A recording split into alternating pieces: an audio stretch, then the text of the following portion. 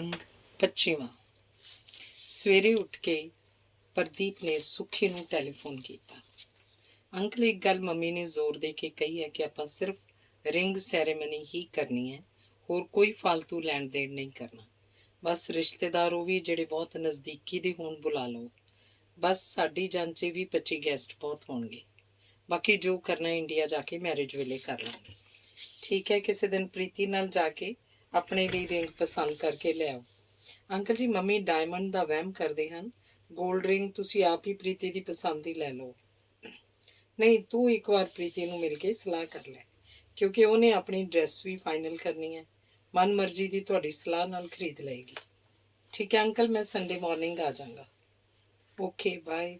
Bye कह के phone रख दिता ते मनप्रीत नूं सारी गल दसी। मनप्रीत ने कहा चलो हुण ना सही, उन्होंने जाण वेले कुछ ना कुछ तो दे के ही तोरांगे, फिर वो ना नहीं कर सकणगे। हाँ ये ठीक रहेगा, आज मैं बुकिंग वाला भी फाइनल कर देना, फिर अरेंजमेंट भी तो करना है। कह के सुखी फटाफट तैयार होके घरों निकल गया। लंच बॉक्स तो लै जाओ, मैं बाहर ही खा लूँगा, कह के कार स्टार्ट कर ली। उस तो बाद नीरू ने सोनू नूं टैलीफोन करके 2 दिन पहला आउण लई कह दिता ते कहा कि बेटियां भी नाल आउण। ऑफिस जाके रोज़ाना काम चैक करदे असिस्टेंट नूं पुछया, मिस्टर माथुर अज कोर्ट 'च कोई तरीक तां नहीं? नहीं सर, माथुर ने डायरी वेखदियां कहा।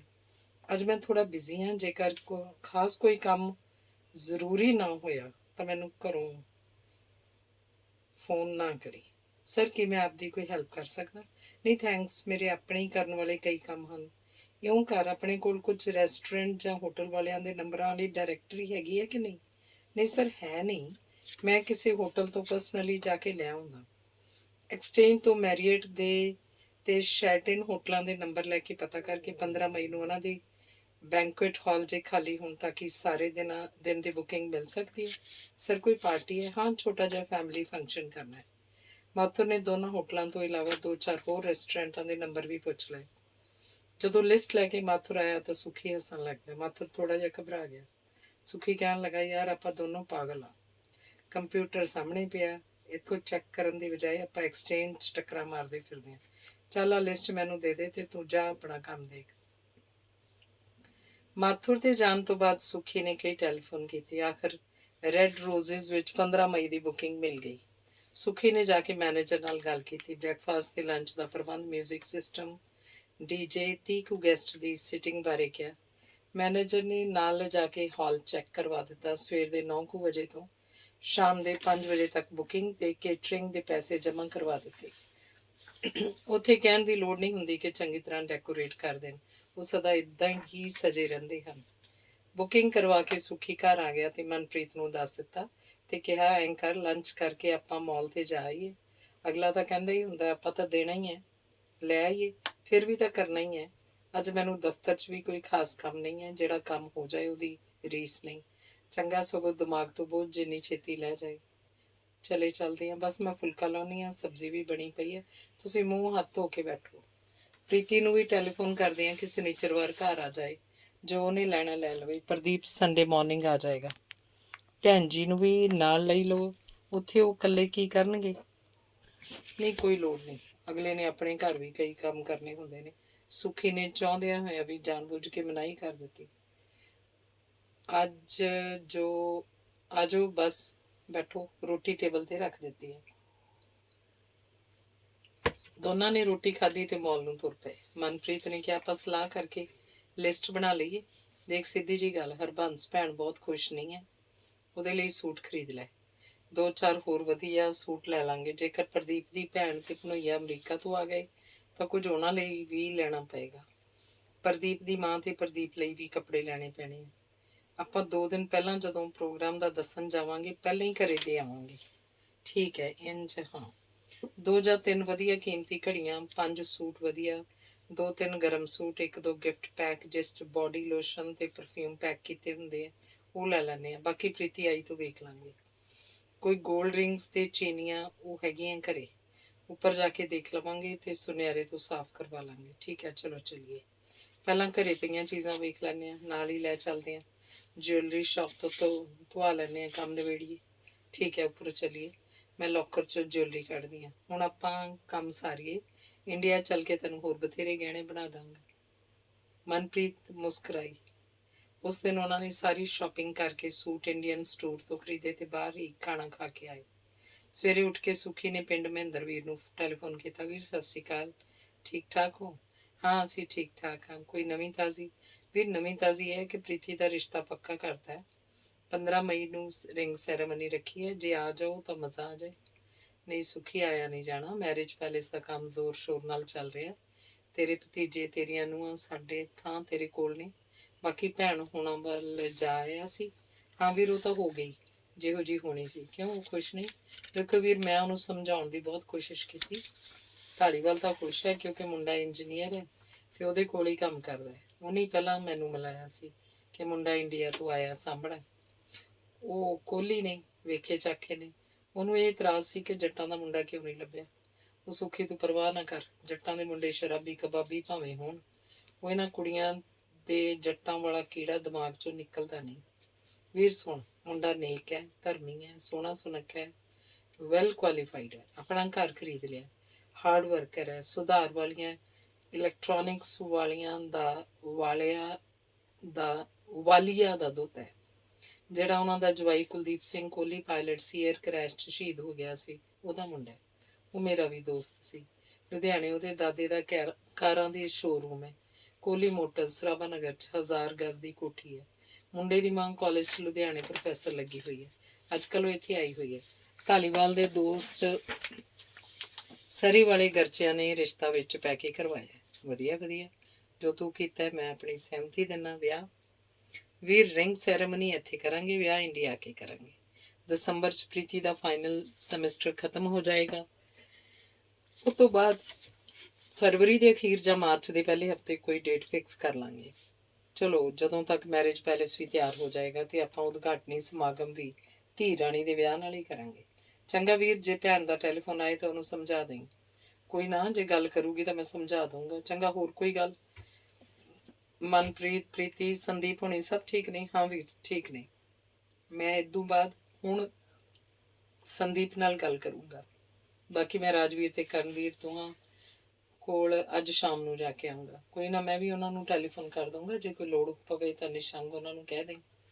ਚੰਗਾ ਵੀਰ, ਫਿਕਰ ਨਾ ਕਰੀ। ਭਾਬੀ ਜੀ ਠੀਕ ਨੇ?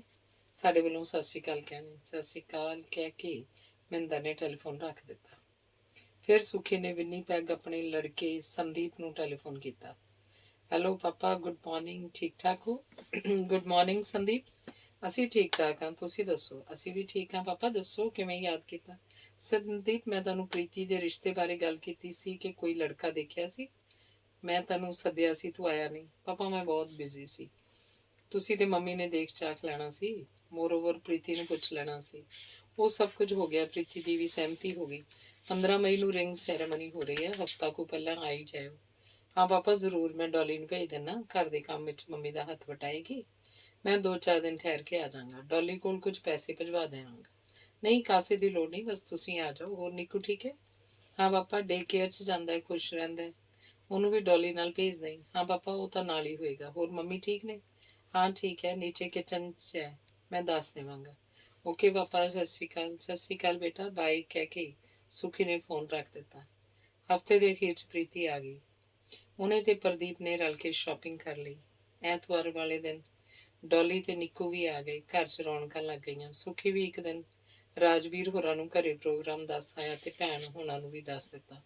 ਸੋਨੂ ਹੋਰਾਂ ਨੂੰ ਵੀ ਆਪਣੇ ਵੱਲੋਂ ਟੈਲੀਫੋਨ ਕਰ ਦਿੱਤਾ। ਉਧਰੋਂ ਨੀਰੂ ਹੋਰਾਂ ਨੇ ਵੀ ਇੰਡੀਆ ਪੇਕਿਆਂ ਸਹੁਰਿਆਂ ਨੂੰ ਟੈਲੀਫੋਨ ਕਰ ਦਿੱਤਾ। ਅਮਰੀਕਾ ਤੋਂ ਵੀ ਸਿਮਰਨ ਦਾ ਫੋਨ ਆ ਗਿਆ ਕਿ ਉਹ ਸੈਟਰਡੇ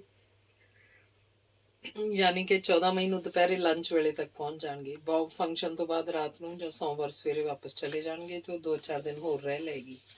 ਗੁੱਡੂ ਨੂੰ ਨਾਲ ਲੈ ਕੇ ਆਇਓ।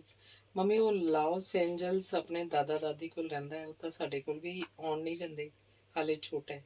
ਇੰਡੀਆ ਵਿਆਹ ਤੇ ਲੈ ਕੇ ਜਾਵਾਂਗੇ। 14 ਮਈ ਦੁਪਹਿਰ 1:15 ਦੀ ਜਹਾਜ਼ ਦੀ ਅਰਾਈਵਲ ਹੈ। ਟਿਕਟਾਂ ਅਸੀਂ ਖਰੀਦ ਲਈਆਂ। ਕੋਈ ਨਾ, ਵੀਰਾ ਆ ਕੇ ਲੈ ਜਾਏਗਾ। ਓਕੇ, ਬਾਕੀ ਮਿਲ ਕੇ ਕਿਸੇ ਚੀਜ਼ ਦੀ ਲੋੜ ਹੋਵੇ ਤਾਂ ਦੱਸੋ। ਬਸ ਬੇਟਾ ਤੁਹਾਡੀ ਲੋੜ ਹੈ। ਚੰਗਾ, ਬਾਏ ਕਹਿ ਕੇ ਫੋਨ ਰੱਖ ਦਿੱਤਾ। 14 ਮਈ ਨੂੰ ਦੋਨਾਂ ਘਰਾਂ 'ਚ ਗਹਿਮਾ ਗਹਿਮੀ ਹੋ ਗਈ। ਸੁੱਖੀ ਤੇ ਮਨਪ੍ਰੀਤ ਨੀਰੂ ਹੁਣਾਂ ਵੱਲ ਆਏ ਤੇ ਆਫੀਸ਼ੀਅਲੀ ਇਨਵਾਈਟ ਕੀਤਾ। ਸਿਮਰਨ ਤੇ ਬੌਬ ਵੀ ਆਏ ਹੋਏ ਸਨ। ਨੀਰੂ ਨੇ ਉਹਨਾਂ ਨੂੰ ਬੁਲਾਇਆ ਤੇ ਮਿਲਾਇਆ। ਪ੍ਰਦੀਪ ਨੇ ਦੱਸਿਆ ਇਹ ਦੀਦੀ ਤੇ ਇਹਦਾ ਹਸਬੈਂਡ ਬੌਬ ਐਂਡਰਿਊ ਦੋਨੋਂ ਸਾਇੰਟਿਸਟ ਨੇ ਜਾਰਜੀਆ ਯੂਨੀਵਰਸਿਟੀ 'ਚ। ਉਹ ਹਾਏ ਕਹਿ ਕੇ ਸੁਖੀ ਨੇ ਹੱਥ ਵਧਾਇਆ। Pleased to meet you. Meet to ਕਹਿ ਕੇ ਬੌਬ ਨੇ ਵੀ ਖੁੱਲ੍ਹ ਕੇ ਮੁਸਕਾਨ ਬਖੇਰੀ। ਸੁਖੀ ਨੇ ਉਹਦੇ ਮੋਢੇ ਤੇ ਹੱਥ ਰੱਖਿਆ। ਸਿਮਰਨ ਦੀ ਸਤਿ ਸ਼੍ਰੀ ਅਕਾਲ ਦਾ ਜਵਾਬ ਦਿੰਦਿਆਂ ਸੁਖੀ ਨੇ ਉਹਨੂੰ ਬੁੱਕਲ 'ਚ ਲੈ ਕੇ ਪਿਆਰ ਕੀਤਾ। ਹੀ is father in law and she is mum in law of Pradeep. Neeru ਨੇ ਇੰਟਰੋਡਕਸ਼ਨ ਕਰਾਈ। ਹਾਈ ਨੀਰੂ, ਸਿਮਰਨ ਤਾਂ ਬਿਲਕੁਲ ਤੇਰੇ ਵਰਗੀ ਹੈ।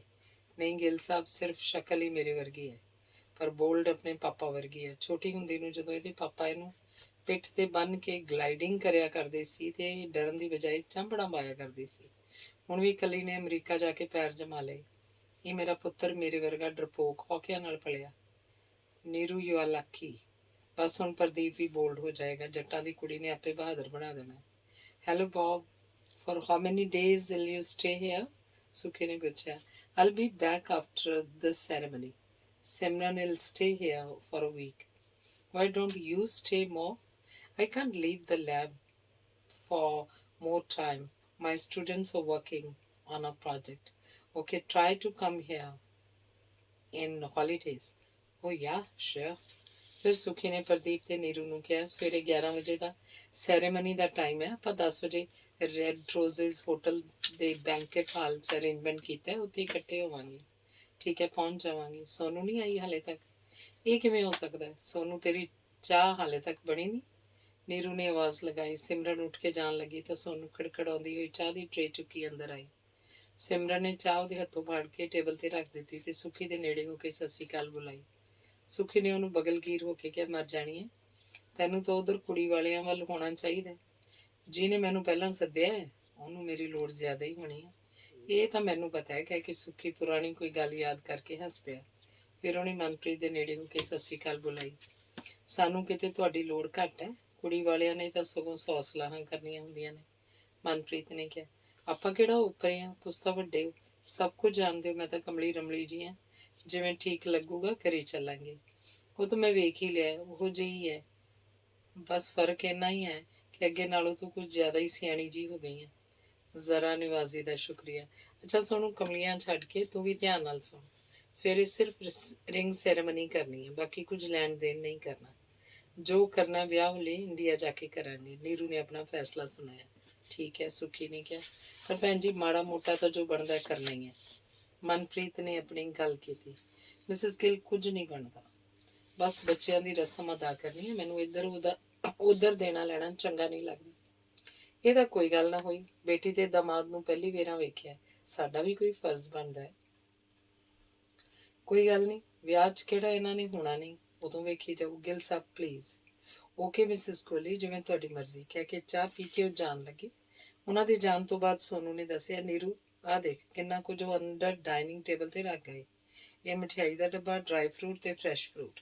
ਚਲ ਕੋਈ ਨਾ, ਖਾਲੀ ਕਿਵੇਂ ਆਉਂਦੇ? ਨੀਰੂ ਨੇ ਹੱਸ ਕੇ ਉੱਤਰ ਦਿੱਤਾ। ਉਹਨਾਂ ਦੇ ਜਾਣ ਤੋਂ ਬਾਅਦ ਰਾਤ ਦਾ ਖਾਣਾ ਖਾ ਕੇ ਆਪੋ ਆਪਣੇ ਬੈਡਰੂਮ 'ਚ ਜਾਣ ਲੱਗੇ ਤਾਂ ਨੀਰੂ ਨੇ ਕਿਹਾ, ਸਿਮਰਨ ਬੌਬ ਨੂੰ ਉਹਦੇ ਕਮਰੇ 'ਚ ਛੱਡ ਆ, ਆਪਾਂ ਸਵੇਰ ਦੀ ਥੋੜ੍ਹੀ ਜਿਹੀ ਤਿਆਰੀ ਕਰ ਲਈਏ।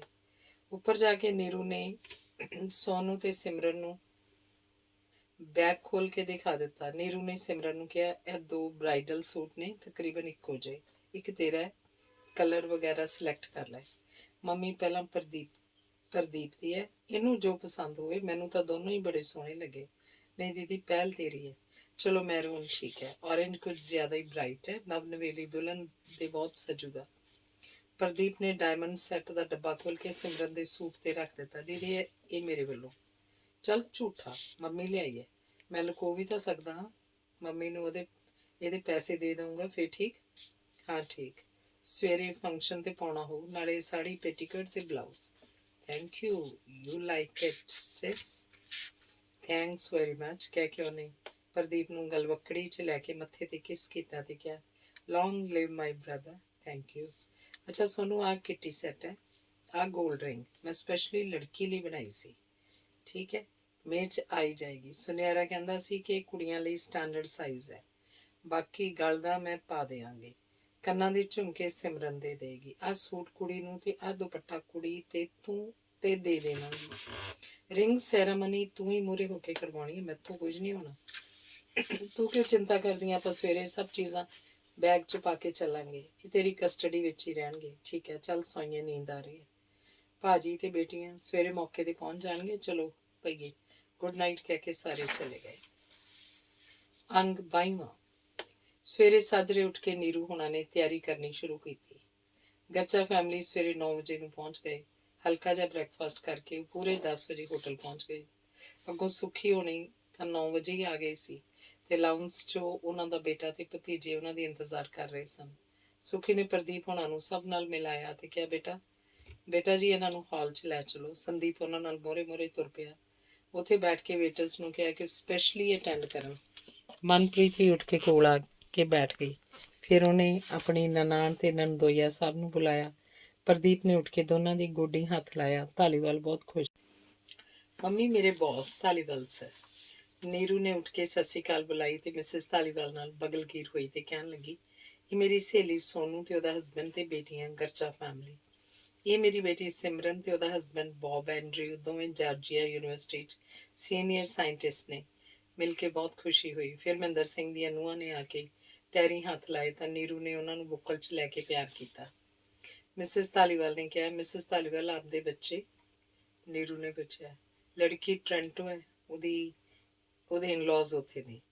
ਐਡੀ ਛੇਤੀ ਆਉਣਾ ਮੁਸ਼ਕਿਲ ਹੈ।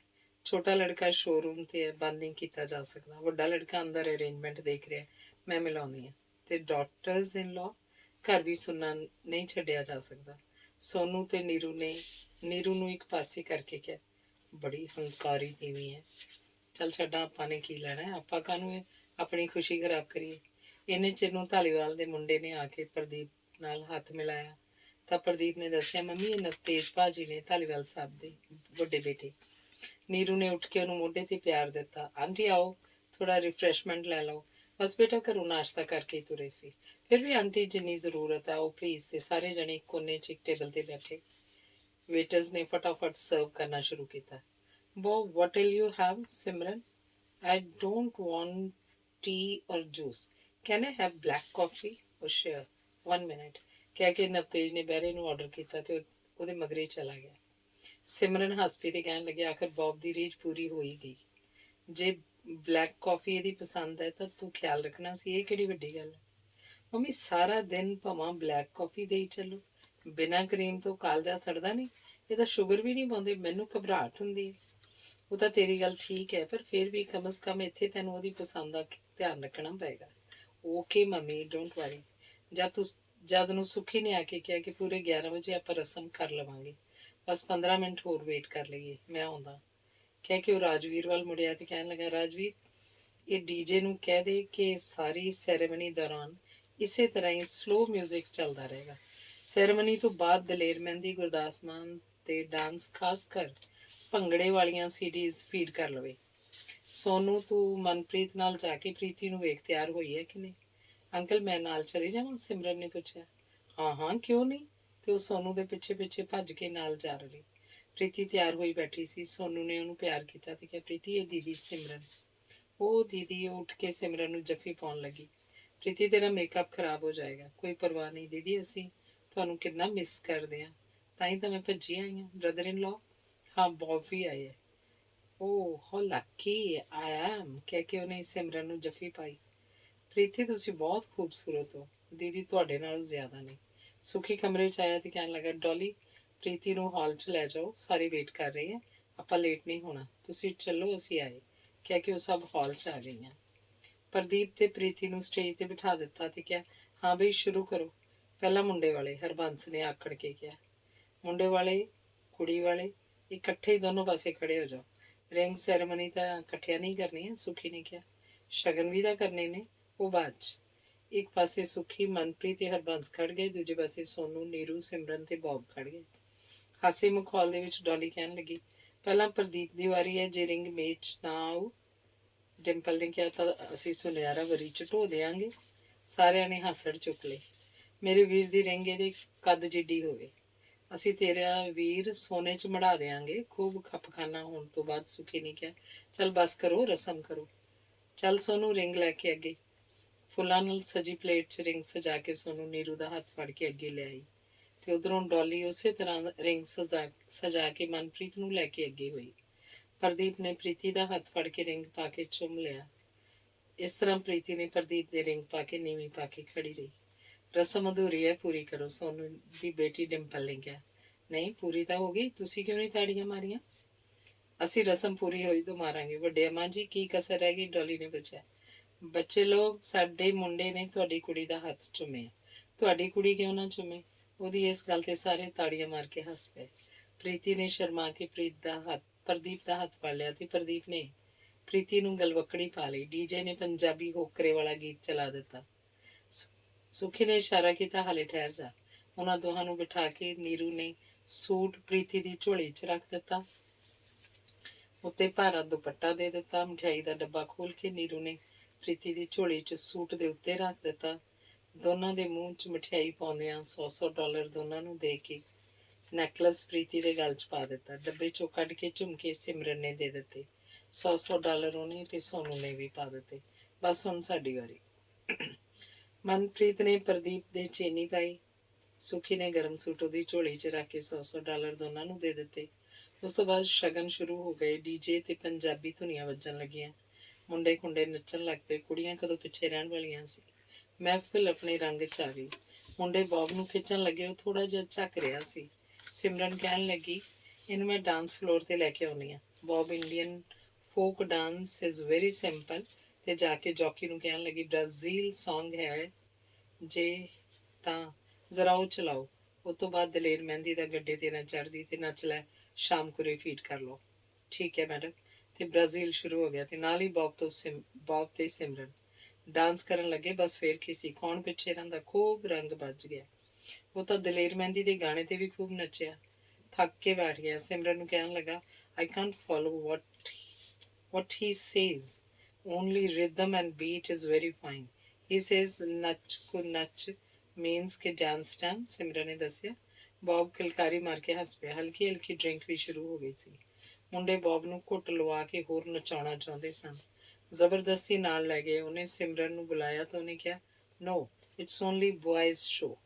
Afterwards there will be ladies show.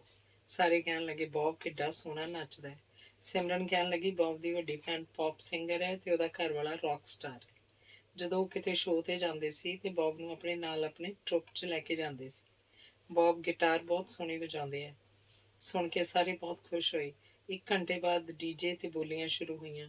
ਕੁੜੀਆਂ ਚਿੜੀਆਂ ਨੇ ਪ੍ਰੀਤੀ ਨੂੰ ਵੀ ਨੀਚੇ ਲੈ ਆਂਦਾ ਤੇ ਗਿੱਧਾ ਸ਼ੁਰੂ ਹੋ ਗਿਆ।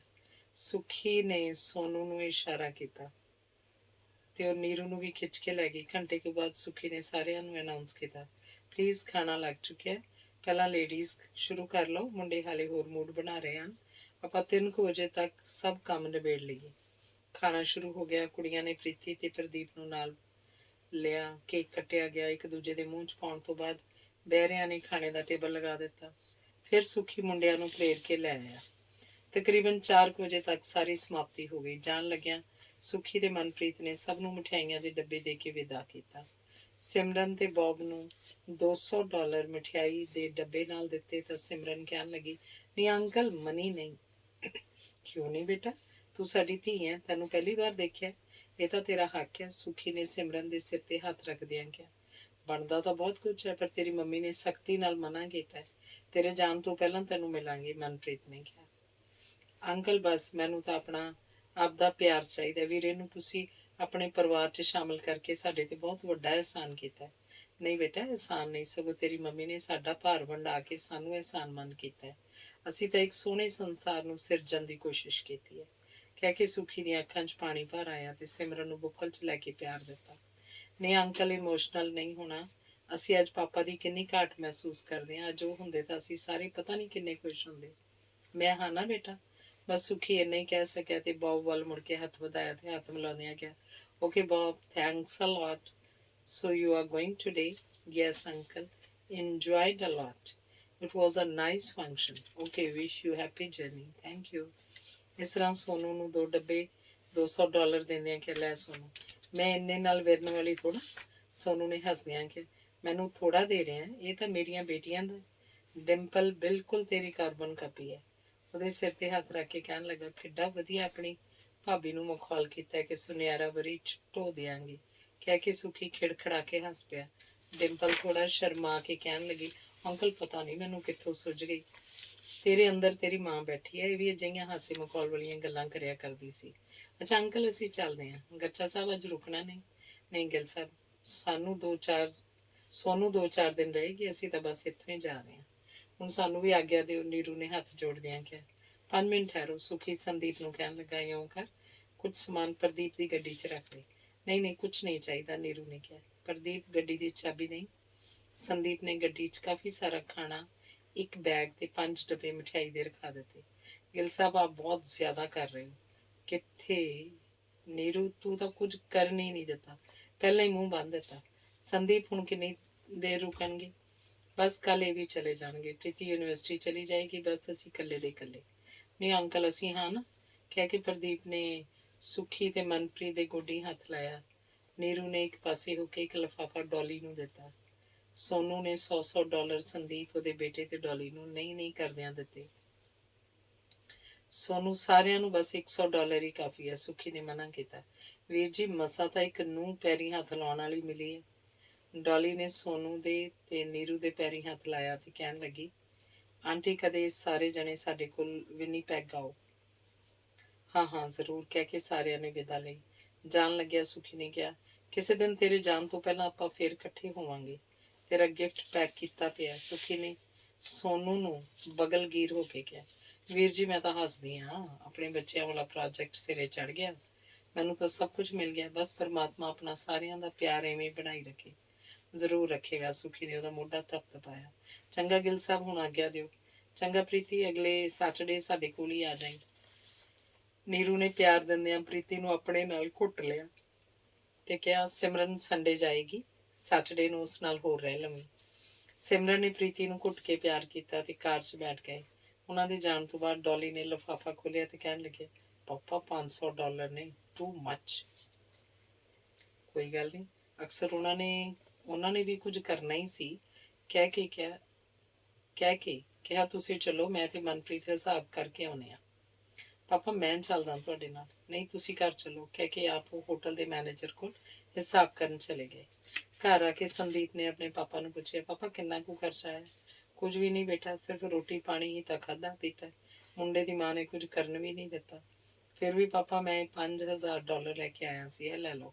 ਨਹੀਂ ਨਹੀਂ ਪੈਸੇ ਬਥੇਰੇ ਲੋੜ ਨੇ, ਮੈਂ ਵੀ ਤਾਂ ਭੈਣ ਦੇ ਕਾਰਜ 'ਚ ਕੁਝ ਹਿੱਸਾ ਪਾਉਣਾ, ਇਹ ਰੱਖ ਲਓ ਪਲੀਜ਼। ਚੱਲ ਭੈਣ ਨੂੰ $500 ਦੇ ਦੇ। ਉਹ ਤਾਂ ਮੈਂ ਅਲੱਗ ਭੈਣ ਲਈ ਕਿੰਨਾ ਕੁਝ ਲਿਆਇਆ, ਡਾਲਰ ਵੀ ਦਊਂਗਾ। ਇਹ 5000 ਤਾਂ ਮੈਂ ਦੇ ਕੇ ਹੀ ਜਾਣਾ, ਨਹੀਂ ਤਾਂ ਮੈਂ ਨਾਰਾਜ਼ ਹੋ ਜਾਵਾਂਗਾ। ਅੱਗੇ ਕਦੇ ਮੈਂ ਕੁਝ ਦਿੱਤਾ? ਚੱਲ ਰੱਖ ਲਓ, ਮਨਪ੍ਰੀਤ ਨੇ ਕਿਹਾ। ਸਵੇਰੇ ਜਦੋਂ ਜਾਣ ਲੱਗਾ ਤਾਂ ਸੁਖੀ ਨੇ $500 ਆਪਣੇ ਪੋਤੇ ਨੂੰ ਤੇ 500 ਨੂੰਹ ਦੇ ਪੁੱਤ ਨੂੰ ਨਾ ਕਰਦਿਆਂ ਦਿੱਤੇ ਤੇ ਕਿਹਾ, ਫਰਵਰੀ 'ਚ ਆਪਾਂ ਸਾਰੇ ਇੰਡੀਆ ਚੱਲਾਂਗੇ, ਪ੍ਰੀਤੀ ਦਾ ਵਿਆਹ ਉੱਥੇ ਚੱਲ ਕੇ ਕਰਾਂਗੇ। ਠੀਕ ਹੈ ਪਾਪਾ, ਜਲਦੀ ਗੇੜਾ ਮਾਰ ਜਾਇਆ ਕਰੋ। ਮਨਪ੍ਰੀਤ ਨੇ ਅੱਖਾਂ ਪੂੰਝਦਿਆਂ ਸੰਦੀਪ ਨੂੰ ਬੁੱਕਲ 'ਚ ਲਿਆ ਤੇ ਪੋਤੇ ਨੂੰ ਘੁੱਟ ਕੇ ਪਿਆਰ ਕੀਤਾ। ਅੰਦਰ ਆ ਕੇ ਪ੍ਰੀਤੀ ਨੇ ਆਪਣਾ ਗਿਫਟ ਪੈਕ ਖੋਲ੍ਹਿਆ। ਵਿੱਚੋਂ 2 ਸੂਟ, ਇੱਕ ਗੋਲਡ ਚੇਨ, ਇੱਕ ਘੜੀ, $500। ਪ੍ਰੀਤੀ ਖੁਸ਼ ਹੋ ਗਈ ਤੇ ਯੂਨੀਵਰਸਿਟੀ ਨੂੰ ਚਲੀ ਗਈ। ਸੁਖੀ ਤੇ ਮਨਪ੍ਰੀਤ ਨੇ ਸੁੱਖ ਦਾ ਸਾਹ ਲਿਆ ਤੇ ਰੋਜ਼ਾਨਾ ਦੇ ਕੰਮਾਂ ਕਾਰਾਂ 'ਚ ਰੁੱਝ ਗਏ। ਅੰਗ 27। ਅਗਲੇ ਸੈਟਰਡੇ ਪ੍ਰੀਤੀ ਜਲਦੀ ਯੂਨੀਵਰਸਿਟੀ ਤੋਂ ਪਹਿਲਾਂ ਆਪਣੇ ਘਰ ਆਈ ਤੇ ਕਹਿਣ ਲੱਗੀ, ਪਾਪਾ ਆਂਟੀ ਕਹਿੰਦੇ ਸੀ ਉੱਧਰ ਆ ਜਾਈਂ, ਪਰ ਮੈਂ ਤੁਹਾਡੇ ਬਗੈਰ ਕਿਵੇਂ ਜਾ ਸਕਦੀ ਹਾਂ? ਆਪਾਂ ਨੂੰ ਸਿਮਰਨ ਦੀਦੀ ਲਈ ਕੁਝ ਲੈ ਕੇ ਜਾਣਾ ਚਾਹੀਦਾ ਨਾ। ਹਾਂ ਤੂੰ ਚੰਗਾ ਕੀਤਾ, ਆਪਾਂ ਸਾਰੇ ਚੱਲਦੇ ਹਾਂ, ਸਿਮਰਨ ਲਈ ਕੁਝ ਚੀਜ਼ਾਂ ਪੈਕ ਕਰਕੇ ਲੈ ਚੱਲਾਂਗੇ। ਹਾਂ ਮਨਪ੍ਰੀਤ ਤੂੰ ਦੱਸ ਕੀ ਚਾਹੀਦਾ? ਆਪਾਂ ਤਾਂ ਉਸ ਦਿਨ ਸੂਟ ਤਿੰਨਾਂ ਦੇ ਪਾਤੇ ਸੀ, ਪ੍ਰਦੀਪ ਦੀ ਮੰਮੀ, ਸਿਮਰਨ ਤੇ ਸੋਨੂ ਦਾ। ਨਾਲ ਆਪਾਂ ਗਰਮ ਸੂਟ ਸਣੇ ਪ੍ਰਦੀਪ ਦੇ ਲਾ ਦਿੱਤੇ ਸੀ। ਹੁਣ ਤਾਂ ਸਿਰਫ ਪ੍ਰੀਤੀ ਵੱਲੋਂ ਹੀ ਬਣਦਾ ਇੱਕ ਗਿਫਟ ਪੈਕ ਵਧੀਆ, ਜਿਸ 'ਚ ਪਰਫਿਊਮ, ਬੋਡੀ ਲੋਸ਼ਨ, ਕਲੀਨਜ਼ਿੰਗ, ਨਾਲ 2 ਲਿਪਸਟਿਕ ਲੈ ਲੈਂਦੇ ਹਾਂ, ਇੱਕ ਵਧੀਆ ਜਿਹਾ ਵੱਡਾ ਸਾਰਾ ਬੈਗ ਟਾਈਪ ਪਰਸ। ਮੇਰਾ ਤਾਂ ਇਹੀ ਖਿਆਲ ਹੈ, ਅੱਗੋਂ ਤੁਹਾਡੀ ਲਾਡੋ ਰਾਣੀ ਜਿਵੇਂ ਕਹਿੰਦੀ, ਮਨਪ੍ਰੀਤ ਨੇ ਕਿਹਾ। ਮੰਮੀ ਦੀਦੀ ਨੇ ਮੈਨੂੰ ਸੋਨੇ ਦੇ ਝੁਮਕੇ ਪਾਏ ਸੀ, ਉਹਦੇ ਬੇਬੀ ਵੀ ਹੈ। ਬੇਬੀ ਲਈ ਗੋਲਡ ਚੇਨ ਲੈ ਚੱਲਾਂਗੇ, ਸੁਖੀ ਨੇ ਗੱਲ ਨਿਬੇੜੀ। ਸ਼ਾਪਿੰਗ ਤਾਂ ਮਨਪ੍ਰੀਤ ਹੋਰਾਂ ਨੇ ਪਹਿਲਾਂ ਹੀ ਕੀਤੀ ਸੀ। ਉਹ ਚੀਜ਼ਾਂ ਪੈਕ ਕਰਕੇ ਪ੍ਰਦੀਪ ਕੇ ਘਰੇ ਚਲੇ ਗਏ। ਗੱਲਾਂ ਬਾਤਾਂ ਮਾਰਦਿਆਂ ਕਾਫੀ ਦੇਰ ਹੋ ਗਈ ਸੀ। ਪ੍ਰਦੀਪ ਚੁੱਪ ਕਰਕੇ ਖਾਣਾ ਬਾਹਰੋਂ ਪੈਕ ਕਰਵਾ ਕੇ ਲੈ ਆਇਆ। ਖਾਣਾ ਖਾ ਕੇ ਸੁਖੀ ਹੋਰਾਂ ਨੇ ਕਿਹਾ, ਅੱਛਾ ਸਿਮਰਨ ਅਸੀਂ ਚੱਲਦੇ ਹਾਂ, ਪ੍ਰੀਤੀ ਅੱਜ ਇੱਥੇ ਆਪ ਨਾਲ ਰਹੇਗੀ, ਸਵੇਰੇ ਆਪ ਨੂੰ एयरपोर्ट ते सी ऑफ करके आ जाएगी। सोनू तू रहेंगी? नहीं ਵੀਰ ਜੀ मैं भी कल चली जाऊंगी। रोजी ने भी एडमिंटन चले जाना, कोई ना मैं फिर आ जाऊंगी। अगली वेरा साडे घर आना हो। इस वारी तो तुसी टाइम ही नहीं कढ़िया, मनप्रीत ने आग्रह किया। हाँ जी जरूर, चंगा जी, सत श्री अकाल। सत श्री अकाल कह के वो चले गए। सिमरन ते प्रीति अपने कमरे चलियां गईयां ते देर रात तक गल्लां करदियां रहियां। एक दो बार नीरू ने कहा सिमरन पैकिंग कर लैनी सी, आ फड़ ते सूट, गरम सूट, बॉब दा चेन माइकल दी। कोई ना मम्मी सवेरे कर लवांगे, फ्लाइट तो तकरीबन 1 वजे के करीब है, लिफाफा मेरे बैग च रख दिओ। अगले दिन सवेरे साजरे उठे सिमरन पैकिंग करन लगी तो प्रीति ने अपना गिफ्ट पैक फड़ाउंदियां कहा दीदी यह भी रख लो मेरे वालों। ਇਹਦੀ कोई कसर सी? अंकल आंटी ने तो अगे ही इन्ना कुछ दे दिता, मेरा भी तो दीदी कोई फर्ज बनता है। सिमरन ने कहा मम्मी आ देखो प्रीति कितना कुछ दे रही है। कोई ना बेटे हुण आपां इहनूं किवें रोक सकते हैं, तेरी भरजाई बन गई है, इन्हें तो तैनूं सारी उम्र देना ही देना। मम्मी आ गोल्ड चेन। नहीं प्रीति ये नहीं बेटा, नीरू ने कहा आंटी ये दीदी दे बेटे लई, बस ना नहीं करनी, नहीं तो मैं रुस के भज जाऊंगी। ना बई ना, धमकी नहीं। नीरू ने कहा रख लै, इन्हें किते हटना। तैयार होकर ब्रैकफास्ट करदियां नूं 11 वज गए। प्रदीप ने कहा 11:30 तक निकल चलीए, टाइम तो भज्जिया ही जांदा है। सो सारे जने चल पे। सिमरन नूं तोर के सोनू नूं भी सरी छड्डन चले गए। देर रात प्रीति नूं भी उन्हां दे घर छड्डिया। अगले दिन प्रीति भी यूनिवर्सिटी चली गई। घर च गहमा गहमी खत्म हो गई। जिंदगी फिर रोजाना काम काज च रुझ गई। वीकेंड ते प्रदीप नीरू नूं कदे किसी पार्क विच, कदी किसी लेक ते, कदी किसी बीच ते घुमा लिआउंदा। एक दिन कहन लगा मम्मी एक दिन आपां टोरंटो चलीए, उत्थे कई थावां वेखण वालियां, खासकर नियागरा फॉल्स बहुत खूबसूरत साइट है। बेटा टाइम थोड़ा है, मैं वध तो वध समा तेरे नाल रहना चाहुंदी हां। अगली विजिट च सही, एक हफ्ता मैं सोनू कोल भी रहना चाहुंदी हां। अगे तेरी छुट्टी 1 हफ्ते दी होर रह गई है, हुण तां रिश्तेदारी दी गल हो गई है, किसी तो कहाउणा नहीं। नहीं मम्मी तुसी निश्चिंत रहो, ये तो मेरी अपनी छुट्टी जमा सी, मैनू कोई कुछ नहीं कह सकता। मैनूं तां बेटा धालीवाल साहब चंगे लगे, पर उन्हां दी मिसिस दा बिहेवियर कुछ रूड लगा। मम्मी वो प्रीति दे भूआ फुफड़ ने, वो भी चंगे ने, तुसी किसी किस्म दा फील ना करो। ओके मेरे कोल हुण सिर्फ आज जून दा महीना ही है, मेरी जुलाई दे पहले हफ्ते वापसी है। ठीक है मम्मी, एक दिन आपां शॉपिंग करांगे, फिर तुसी 2-4 दिन सरी रह होना, फिर आपां आखिरी हफ्ता किते नहीं जाना। मेरी छुट्टी इस साल दी होर है, मैं वो हफ्ता तुहाडे कोल ही रहांगा। शॉपिंग दी लोड़ नहीं, बड़ा कुछ जमा हो गया, मैं इसे नाल ही सार देना। जाके विआह दी तैयारी भी करनी है, दिन जांदियां नूं देर नहीं लगदी। मम्मी तुहाडे जाण तो बाद मेरा दिल नहीं लगना।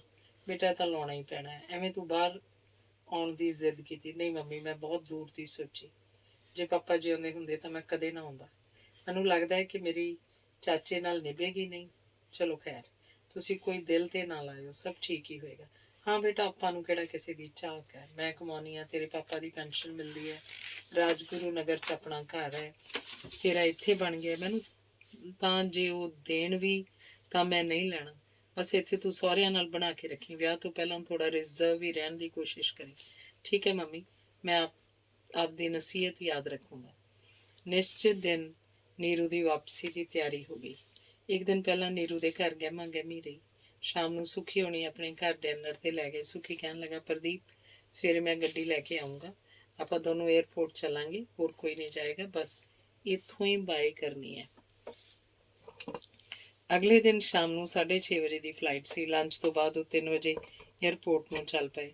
सुखी ड्राइव करन लगा। प्रदीप ने कहा अंकल मैं ड्राइव करदा, हाले ठहर जा, एयरपोर्ट कोल जाके तू ड्राइव कर ली। एयरपोर्ट ते पहुँच के प्रदीप ते सुखी ने 2 बैग लाए। सुखी ट्रॉली ले आया। प्रदीप गड्डी पार्क करन चला गया। अंदर लॉबी च पहुँच के एक पासे खड़े सन, काउंटर वाले खुलिया नहीं सी। नीरू ने सुखी नूं कहा सुखी हुण तुसीं प्रदीप दा ख्याल रखना है। ते अखां भर लईआं। सुखी ने नीरू नूं कहा देख नीरू मन खराब नहीं करना, मेरे मन की रीझ पूरी हो गई है, तू मन खराब करेंगी तो मेरा ते प्रदीप का मन भी खराब होएगा। मैं इसे करके सब नूं इत्थे आउण तो मना कीता सी। नीरू दा होर तेजी नाल रोण निकल गया। सुखी ने नीरू नूं अपनी बुक्कल च घुट के प्यार दिता। ਉਹਦੇ अथरू पूंजे ते क्या इउं करेंगी तो प्रदीप उदास होएगा, इसलिए मैं अज ਉਹਨੂੰ अपने नाल घर ले जावांगा ते कुछ दिन रखांगा। बाकी रिश्ते की डिटेल किसी नूं दस्सण दी लोड़ नहीं, खासकर गुरनाम नूं तां बिल्कुल नहीं। मैं विआह दे नेड़े दसांगा।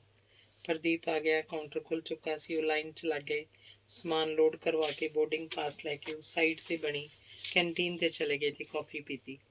नीरू कहन लगी, गिल साहब मेरी इमीग्रेशन का हाले कुछ नहीं करना, मेरी 3 साल की हाले सर्विस पई है, जे अगों आना पिया तो वीज़ा लैके आराम नाल आ सकदी है। ठीक है जिवें तुसीं कहो। प्रदीप बेटा सब नाल प्यार नाल रहना, किसी गल्लों मैनू उलांभा नहीं दवाना। जी मम्मी मेरे ते विश्वास रखो। नीरू प्रदीप ਤਾਂ ਇੰਨਾ ਪਿਆਰਾ ਮੁੰਡਾ ਹੈ, ਇਹਨੂੰ ਤਾਂ ਕੋਈ ਗੱਲ ਸਮਝਾਉਣ ਦੀ ਲੋੜ ਹੀ ਨਹੀਂ, ਫਿਰ ਵੀ ਮੇਰਾ ਤਾਂ ਫਰਜ਼ ਬਣਦਾ ਹੈ। ਮੰਮੀ ਸਿਕਿਉਰਿਟੀ ਚੈੱਕ ਲਈ ਕਾਲ ਆਉਣੀ ਸ਼ੁਰੂ ਹੋ ਗਈ ਹੈ, ਫਿਰ ਲਾਈਨਾਂ ਲੰਮੀਆਂ ਲੱਗ ਜਾਣਗੀਆਂ। ਪਾਸਪੋਰਟ ਦੇ ਮੋਹਰ ਲਗਵਾ ਕੇ ਫਿਰ ਵੇਟਿੰਗ ਰੂਮ 'ਚ ਆਰਾਮ ਨਾਲ ਬੈਠ ਜਾਣਾ, ਅਸੀਂ ਟੇਕ ਆਫ ਤੋਂ ਬਾਅਦ ਹੀ ਜਾਵਾਂਗੇ। ਓਕੇ ਕਹਿ ਕੇ ਉਹ ਪ੍ਰਦੀਪ ਨੂੰ ਤੇ ਸੁੱਖੀ ਨੂੰ ਨਾਲ ਲੱਗ ਕੇ ਮਿਲੀ, ਮੁੜ ਮੁੜ ਕੇ ਪਿੱਛੇ ਨੂੰ ਦੇਖਦੀ ਹੱਥ ਲਾਉਂਦੀ ਅੰਦਰ ਚਲੀ ਗਈ। जहाज़ टाइम ते लग गया, बोर्डिंग शुरू हो गई, घंटे बाद जहाज़ टेक ऑफ हो गया। सुखी ते प्रदीप वापस घर आ गए, दोनों ही उदास अपने अपने गम विच। अंग 28 वापसी ते आके नीरू ने छुट्टी खत्म होने तो 2 दिन पहला ऑफिस च अपनी रिपोर्टिंग कर दी। कुदरती प्रिंसीपल साहब ते प्रधान जी भी डॉक्टर दफ्तर च बैठे सन, मिल के बहुत खुश होए ते दोनों ने नीरू नूं सुख सांद पुछी।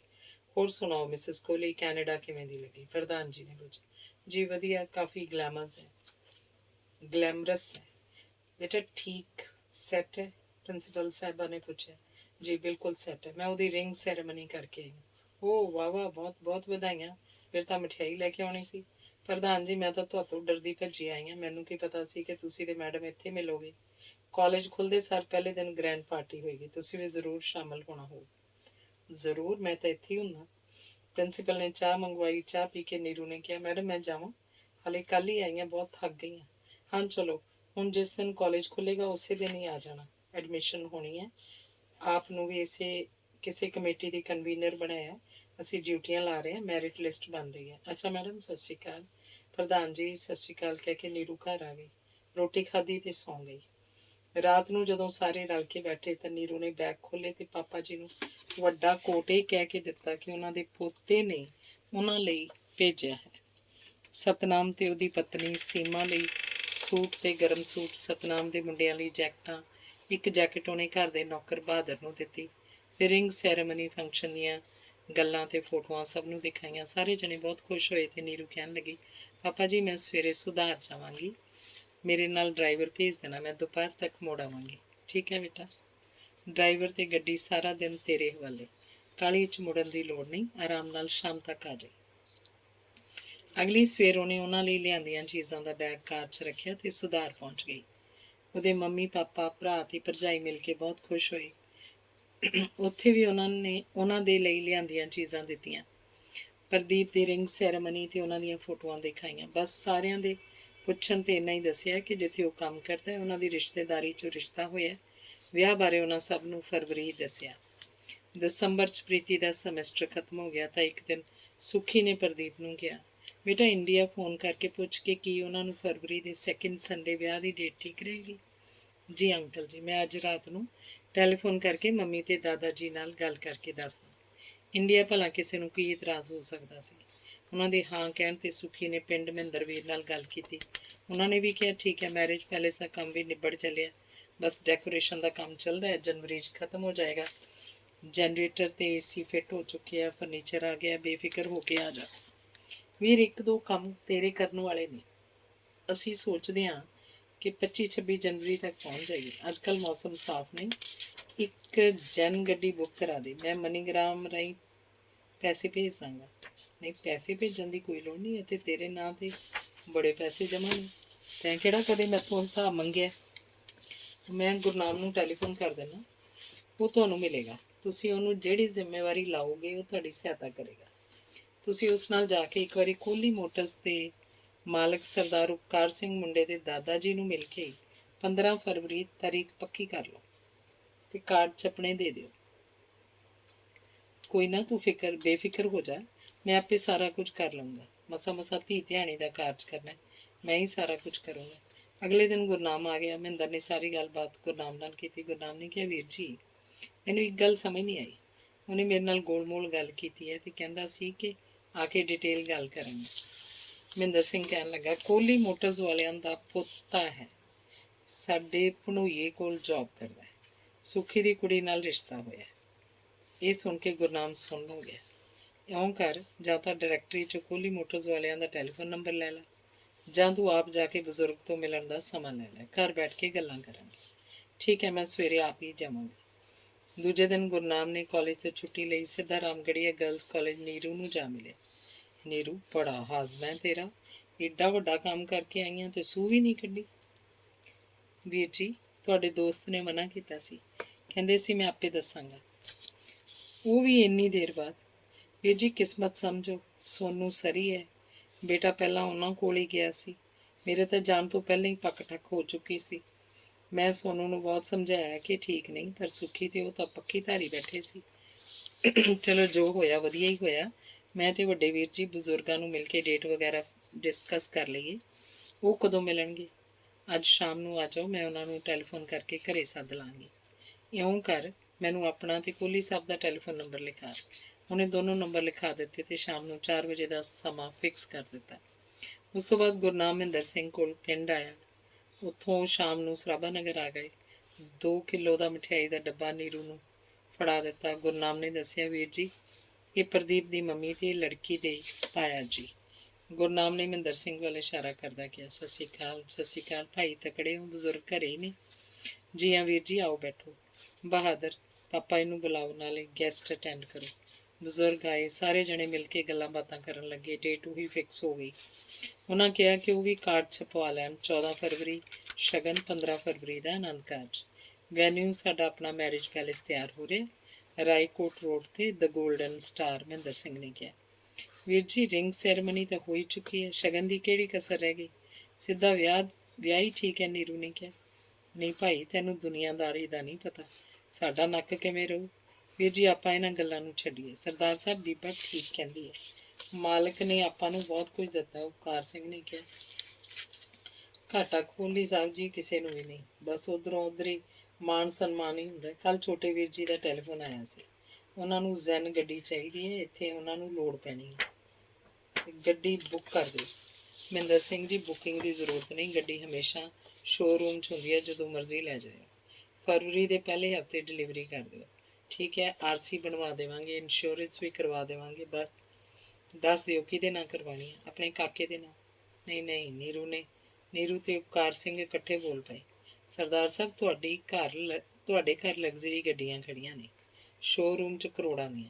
ਸਾਡੇ ਜੱਟਾਂ 'ਚ ਜ਼ੈਨ ਬਹੁਤ ਜ਼ਰੂਰੀ ਹੈ, ਜੇ ਨਾ ਦਿੱਤੀ ਤਾਂ ਲੋਕਾਂ ਨੇ ਸਾਡੀ ਥੂ ਕਰ ਦੇਣੀ ਹੈ ਕਿ ਬਚਿੱਤਰ ਸਿੰਘ ਦੀ ਇੱਕੋ ਇੱਕ ਪੋਤੀ, ਉਹ ਵੀ ਕਾਰ ਤੋਂ ਬਿਨਾਂ। ਸਰਦਾਰ ਜੀ, ਅਸੀਂ ਮਰਸੀਡੀਜ਼ ਬੈਂਜ ਵਿੱਚ ਬਚਿੱਤਰ ਸਿੰਘ ਜੀ ਦੀ ਪੋਤੀ ਲੈ ਕੇ ਆਵਾਂਗੇ ਤੇ ਉਹਦੇ ਹਵਾਲੇ ਕਰਾਂਗੇ। ਸਰਦਾਰ ਜੀ ਨੇ ਮੇਰੇ ਲੜਕੇ ਦੀ ਅੰਤਿਮ ਅਰਦਾਸ ਤੇ 1 ਲੱਖ ਰੁਪਇਆ 4 ਪਿੰਡਾਂ ਦੀ ਪੰਚਾਇਤ ਤੋਂ ਇਕੱਠਾ ਕਰਕੇ ਦਿੱਤਾ ਸੀ ਤੇ ਨਾਲ ਕਿਹਾ ਸੀ ਕਿ ਤੁਹਾਡੀ ਨੂੰ ਨਹੀਂ, ਸਾਡੀ ਬੇਟੀ ਵਿਧਵਾ ਹੋਈ ਹੈ, ਉਹਦੀ ਪੋਤੀ ਮੇਰੇ ਘਰ ਆਵੇ, ਹੋਰ ਮੈਨੂੰ ਕੀ ਚਾਹੀਦਾ? ਮੇਰੇ ਪਿਤਾ ਜੀ ਤਾਂ ਬਹੁਤ ਮਹਾਨ ਸਨ, ਉਹਨਾਂ ਵਰਗਾ ਬਣਨਾ ਬਹੁਤ ਔਖਾ, ਕਹਿ ਕੇ ਮਹਿੰਦਰ ਸਿੰਘ ਨੇ ਜਾਣ ਦੀ ਆਗਿਆ ਲਈ। ਜਾਣ ਲੱਗਿਆ ਮਹਿੰਦਰ ਸਿੰਘ ਨੇ ਨੀਰੂ ਦੇ ਸਿਰ ਤੇ ਪਿਆਰ ਦਿੰਦਿਆਂ ਕਿਹਾ, ਬੇਟਾ, ਜੇ ਸਾਡੇ ਪਿਤਾ ਜੀ ਨੇ ਤਾਂ ਆਪ ਨੂੰ ਆਪਣੀ ਧੀ ਕਿਹਾ ਹੈ, ਤਾਂ ਸਾਡੇ ਮਨ ਵਿੱਚ ਵੀ ਆਪ ਦਾ ਉਵੇਂ ਸਤਿਕਾਰ ਹੋਏਗਾ। ਬਾਕੀ ਸੁਖਜੀਤ ਹੋਣੀ 26 ਜਨਵਰੀ ਤੱਕ ਆ ਜਾਣਗੇ, ਫਿਰ ਮਿਲਾਂਗੇ, ਆਪਾਂ ਤਿਆਰੀ ਕਰ ਲਈਏ। ਉਹਨਾਂ ਨੇ ਤਾਂ ਪ੍ਰਾਹੁਣਿਆਂ ਵਾਂਗ ਥੋੜ੍ਹਾ ਜਿਹਾ ਟਾਈਮ ਲੈ ਕੇ ਆਉਣਾ। ਸਾਡਾ ਟੈਲੀਫੋਨ ਨੰਬਰ ਨੋਟ ਕਰ ਲਓ, ਲੋੜ ਪਈ ਤਾਂ ਗੱਲਬਾਤ ਕਰਦੇ ਰਹਾਂਗੇ, ਕਹਿ ਕੇ ਚਲੇ ਗਏ। ਦੋਨੋਂ ਪਾਸੇ ਤਿਆਰੀਆਂ ਸ਼ੁਰੂ ਹੋ ਗਈਆਂ। ਕਾਰਡਾਂ ਦੀ ਜ਼ਿੰਮੇਵਾਰੀ ਗੁਰਨਾਮ ਸਿੰਘ ਦੀ ਲਾ ਕੇ ਮਹਿੰਦਰ ਸਿੰਘ ਨੇ ਉਹਨੂੰ 5000 ਰੁਪਇਆ ਮੱਲੋ ਮੱਲੀ ਫੜਾ ਦਿੱਤਾ। ਕੇਟਰਿੰਗ ਵਾਲਾ, DJ ਵਾਲਾ ਸਭ ਫਿਕਸ ਕਰ ਲਏ, ਮਿਠਾਈ ਵਾਲੇ ਨੂੰ ਵੀ ਬੁੱਕ ਕਰ ਲਿਆ। ਰਾਤ ਨੂੰ ਉਪਕਾਰ ਸਿੰਘ ਨੇ ਨੀਰੂ, ਸਤਨਾਮ ਤੇ ਸੀਮਾ ਨੂੰ ਆਪਣੇ ਕਮਰੇ 'ਚ ਸੱਦ ਲਿਆ ਤੇ ਕਹਿਣ ਲੱਗਾ, ਬੱਚਿਓ, ਵਿਆਹ ਫਿਕਸ ਹੋ ਗਿਆ, ਆਪਾਂ ਤਿਆਰੀ ਕਰੀਏ। ਮੇਰੇ ਕੋਲ ਕੁਝ ਤੇਰੀ ਮਾਂ ਦੀਆਂ ਚੀਜ਼ਾਂ ਹਨ, ਦੇਖ ਲਓ, ਵਰਤ ਲਓ। ਪਾਪਾ ਜੀ, ਤੁਸੀਂ ਜੋ ਕੁਝ ਸਾਨੂੰ ਵਿਆਹਾਂ 'ਚ ਦਿੱਤਾ ਉਹ ਬਹੁਤ ਹੈ, ਇਹ ਚੀਜ਼ਾਂ ਤੁਸੀਂ ਆਪਣੇ ਕੋਲ ਰੱਖੋ, ਜਿਉਂ-ਜਿਉਂ ਬੱਚੇ ਵਿਆਹੇ ਜਾਣਗੇ ਤੁਸੀਂ ਆਪਣੇ ਹੱਥੀਂ ਦਿਓ। ਨੀਰੂ ਨੇ ਪਤੇ ਦੀ ਗੱਲ ਕਹੀ। ਮੈਂ ਪੁੱਤਰ ਜੀ ਕਿਹੜਾ ਬੈਠੇ ਰਹਿਣਾ, ਤੁਸੀਂ ਕਿੱਥੇ ਚੱਲੇ ਹੋ? ਵਿਆਹ ਧੂਮ-ਧਾਮ ਨਾਲ ਕਰਾਂਗੇ, ਸਤਨਾਮ ਨੇ ਵਿਸ਼ਵਾਸ ਦਿਵਾਇਆ। ਮੈਨੂੰ ਭਰੋਸਾ ਹੈ ਪੁੱਤਰ, ਮੈਂ ਚਾਹੁੰਦਾ ਆਪਣੇ ਜਿਉਂਦੇ ਜੀ ਵੰਡ ਵੰਡਿਆ ਕਰ ਦੇਵਾਂ। ਪਾਪਾ ਜੀ, ਵੰਡ ਵੰਡਿਆ ਕਾਹਦਾ, ਜਿਹਨੂੰ ਜੋ ਚਾਹੇ ਖੁਸ਼ੀ ਲੈ ਲਵੇ। ਨਹੀਂ ਪੁੱਤਰ, ਮੈਂ ਬਾਂਦਰਾਂ 'ਚ ਬੁਰਕੀ ਨਹੀਂ ਪਾਉਣੀ। ਕੁਲਦੀਪ ਦੀ ਬੇਟੀ ਵੀ ਵਿਆਹ ਆਏਗੀ, ਉਹਦਾ ਵੀ ਵਿਆਹ ਦਾ ਭਾਰ ਲਾਉਣਾ। ਕੋਈ ਗੱਲ ਨਹੀਂ, ਜਿਵੇਂ ਤੁਸੀਂ ਕਹੋਗੇ, ਤੁਸੀਂ ਕੋਈ ਮਨ 'ਤੇ ਬੋਝ ਨਾ ਰੱਖੋ। नहीं बोझ नहीं, तिजोरी 'ਚ सब कुछ पिया है। किसी दिन सराफां दे जाके सारे गहने धुआ लिओ। ठीक है पापा जी, जिस दिन जाना हो लै लवांगे। कह के नीरू अपने कमरे 'ਚ चली गई तो सोचन लगी अज तां सतनाम बड़ा मिठा प्यारा होया सी। अगे तो कदे सीधे मूँह नाल सलाह भी नहीं कीती। उधर सीमा अपने कमरे 'ਚ जाके सतनाम नूं कहण लगी, चंगा भला सौदा सी, ना क्यों कर देती? इउं तां उन्हां ने सारा कुछ उन्हां ते लुटा देना। तू भी सोचदी है मैं बेवकूफ हाँ? मेरा सारा कुछ लिखिया होया, मैं लंबा दा खेड रहा, बस तू खुशी खुशी मोहरे मोहरे हो के ना दा साथ दे जा। सतनाम ने सीमा नूं यह कह के खुश कर दिता।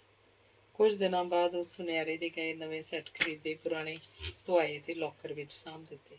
एक दिन जाके कला मंदिर तो साड़ियां खरीदियां, सूट साड़ियां खरीदियां, कार्ड भी छप चुके सन। नीरू ने अपने माँ बाप नूं भी सारे प्रोग्राम बारे सूचित कर दिता सी। सीमा आपां कार्ड वंडने शुरू करिए, किसी दिन आपां नाभे तेरे मम्मी डैडी होना कोल चलीए। नहीं दीदी, पहला हक सुधार वालियां दा, आपां उत्थे भेली लैके चलांगे। चलो ऐतवार सही, दिमाग ते ज़्यादा बोझ ना पाओ। सीमा ही कुदरती है, अज तेरे जेठ जी हुंदे तां काहदा फिकर सी। सतनाम ते पापा जी फिकर करदे हन, तुसीं निश्चिंत हो जाओ। ठीक है सीमा, ऐतवार सवेरे पक्का। जी दीदी पक्का। अखीरला अंग है 29वां। सुखी, मनप्रीत ते प्रीति 28 जनवरी ਨੂੰ ਪਿੰਡ ਪਹੁੰਚ ਗਏ। ਪ੍ਰਦੀਪ ਸੋਨੀ ਹੋਣਾ ਨਾਲੋਂ ਇੱਕ ਹਫ਼ਤਾ ਠਹਿਰ ਕੇ ਆਇਆ। ਹਰਬੰਸ ਤੇ ਉਹਦਾ ਘਰ ਵਾਲਾ ਮਹਿੰਦਰ ਦਾ ਵੱਡਾ ਮੁੰਡਾ ਤੇ ਦੋਨੋਂ ਨੂੰਹਾਂ ਤੇ ਧੀ ਜਵਾਈ ਵੀ ਵਿਆਹ ਤੋਂ ਪਹਿਲਾਂ ਪਹੁੰਚ ਗਏ। ਇੱਕ ਦਿਨ ਸੁਖੀ ਨੇ ਮਹਿੰਦਰ ਸਿੰਘ ਨੂੰ ਕਿਹਾ, ਵੀਰ ਮੇਰਾ ਮਾਸੀ ਹੋਣਾ ਨੂੰ ਮਿਲਣ ਨੂੰ ਜੀ ਕਰਦਾ, ਜੇ ਮੈਨੂੰ ਅਤਾ ਪਤਾ ਦੱਸ ਦੇਵੇਂ ਤਾਂ ਮੈਂ ਜਾ ਕੇ ਉਹਨਾਂ ਨੂੰ ਵਿਆਹ ਤੇ ਲੈ ਆਵਾਂ। ਇਹ ਗੱਲ ਸੁਣ ਕੇ ਮਹਿੰਦਰ ਸਿੰਘ ਨੂੰ ਖਿਝ ਆ ਗਈ ਤੇ ਉਹ ਭੜਕ ਕੇ ਬੋਲਿਆ, ਕਿਹੜੀ ਮਾਸੀ? ਜਿਹੜੀ ਬਾਪੂ ਜੀ ਕਰਕੇ ਜੁੜੀ ਸੀ, ਆਪਦੇ ਜੰਮੇ ਹੋਏ ਦੀ ਹੋ ਕੇ ਬਹਿ ਗਈ।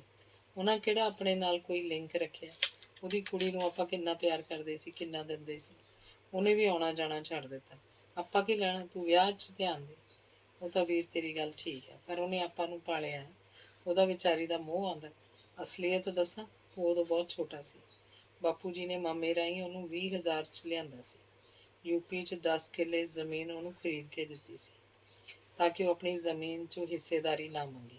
ਕੋਈ ਪੰਚਾਇਤੀ ਲਿਖਤੀਨਾਮਾ ਹੋਇਆ ਸੀ। ਇੱਥੇ ਆ ਕੇ ਉਹ ਸੋਨੇ ਨਾਲ ਲੱਦੀ ਰਹੀ। ਭੋਗ ਤੋਂ ਬਾਅਦ ਇੱਕ ਕੰਮ ਉਹਨੇ ਚੰਗਾ ਕੀਤਾ, ਉਹਨੂੰ ਕਰਨਾ ਹੀ ਪੈਣਾ ਸੀ ਕਿ ਜ਼ਮੀਨ ਦੇ ਕਾਗਜ਼ ਦਿਖਾ ਦਿੱਤੇ। ਅਗਲੇ ਦਿਨ ਮੈਂ यूपी ਕਾਗਜ਼ ਪੱਤਰ ਵੇਖ ਕੇ ਵਿੱਚ ਵਾਲੇ ਬੰਦੇ ਨੂੰ ਮਿਲਿਆ ਸੀ ਕਿ ਉਹ ਮੈਨੂੰ ਜ਼ਮੀਨ ਦਿਖਾਵੇ। ਉਹਨੇ ਦੱਸਿਆ ਕਿ ਪਹਿਲਾਂ 5 ਕਿੱਲੇ ਖਰੀਦੀ ਸੀ, ਫਿਰ ਉਹ ਤੋਂ ਜੋ ਆਮਦਨ ਹੋਈ ਨਾਲ ਨਾਲ ਲੱਗਦੀ ਹੋਰ 5 ਕਿੱਲੇ ਖਰੀਦ ਲਏ। ਇੱਕ ਬੈਂਕ ਦੀ ਕਾਪੀ ਸੀ ਜੋ ਮਾਸੀ ਨੇ ਲੁਕੋ ਕੇ ਰੱਖੀ ਸੀ। ਉਸ ਬੰਦੇ ਨੇ ਮੈਨੂੰ ਡੁਪਲੀਕੇਟ ਕਾਪੀ ਦਿੱਤੀ, ਉਸ 'ਚ 70,000 ਰੁਪਇਆ ਸੀ। ਇਸ ਬਾਰੇ ਬਾਪੂ ਜੀ ਨੇ ਆਪਣੇ ਤੋਂ ਵੀ ਲੁਕਾ ਰੱਖਿਆ। ਫਿਰ ਵੀ ਮਾਸੀ ਨੂੰ ਮੈਂ ਜਾਣ ਲੱਗਿਆ 5,000 ਰੁਪਇਆ ਆਪਣੇ ਵੱਲੋਂ ਦਿੱਤਾ ਸੀ। ਪਿਛਲੇ ਦਿਨੀ ਇੱਕ ਖਬਰ ਅਖਬਾਰ 'ਚ ਆਈ ਸੀ ਕਿ ਕਰਮਜੀਤ ਦੇ ਸਿਰ 'ਤੇ ਬਹੁਤ ਕਰਜ਼ਾ ਹੋ ਗਿਆ ਸੀ ਤੇ ਉਹਨੇ ਆਤਮ ਹੱਤਿਆ ਕਰ ਲਈ। ਨਾ ਉਹਨਾਂ ਨੇ ਮੈਨੂੰ ਦੱਸਿਆ, ਮੈਂ ਚਾਹੁੰਦਾ ਹੋਇਆ ਵੀ ਨਹੀਂ ਗਿਆ।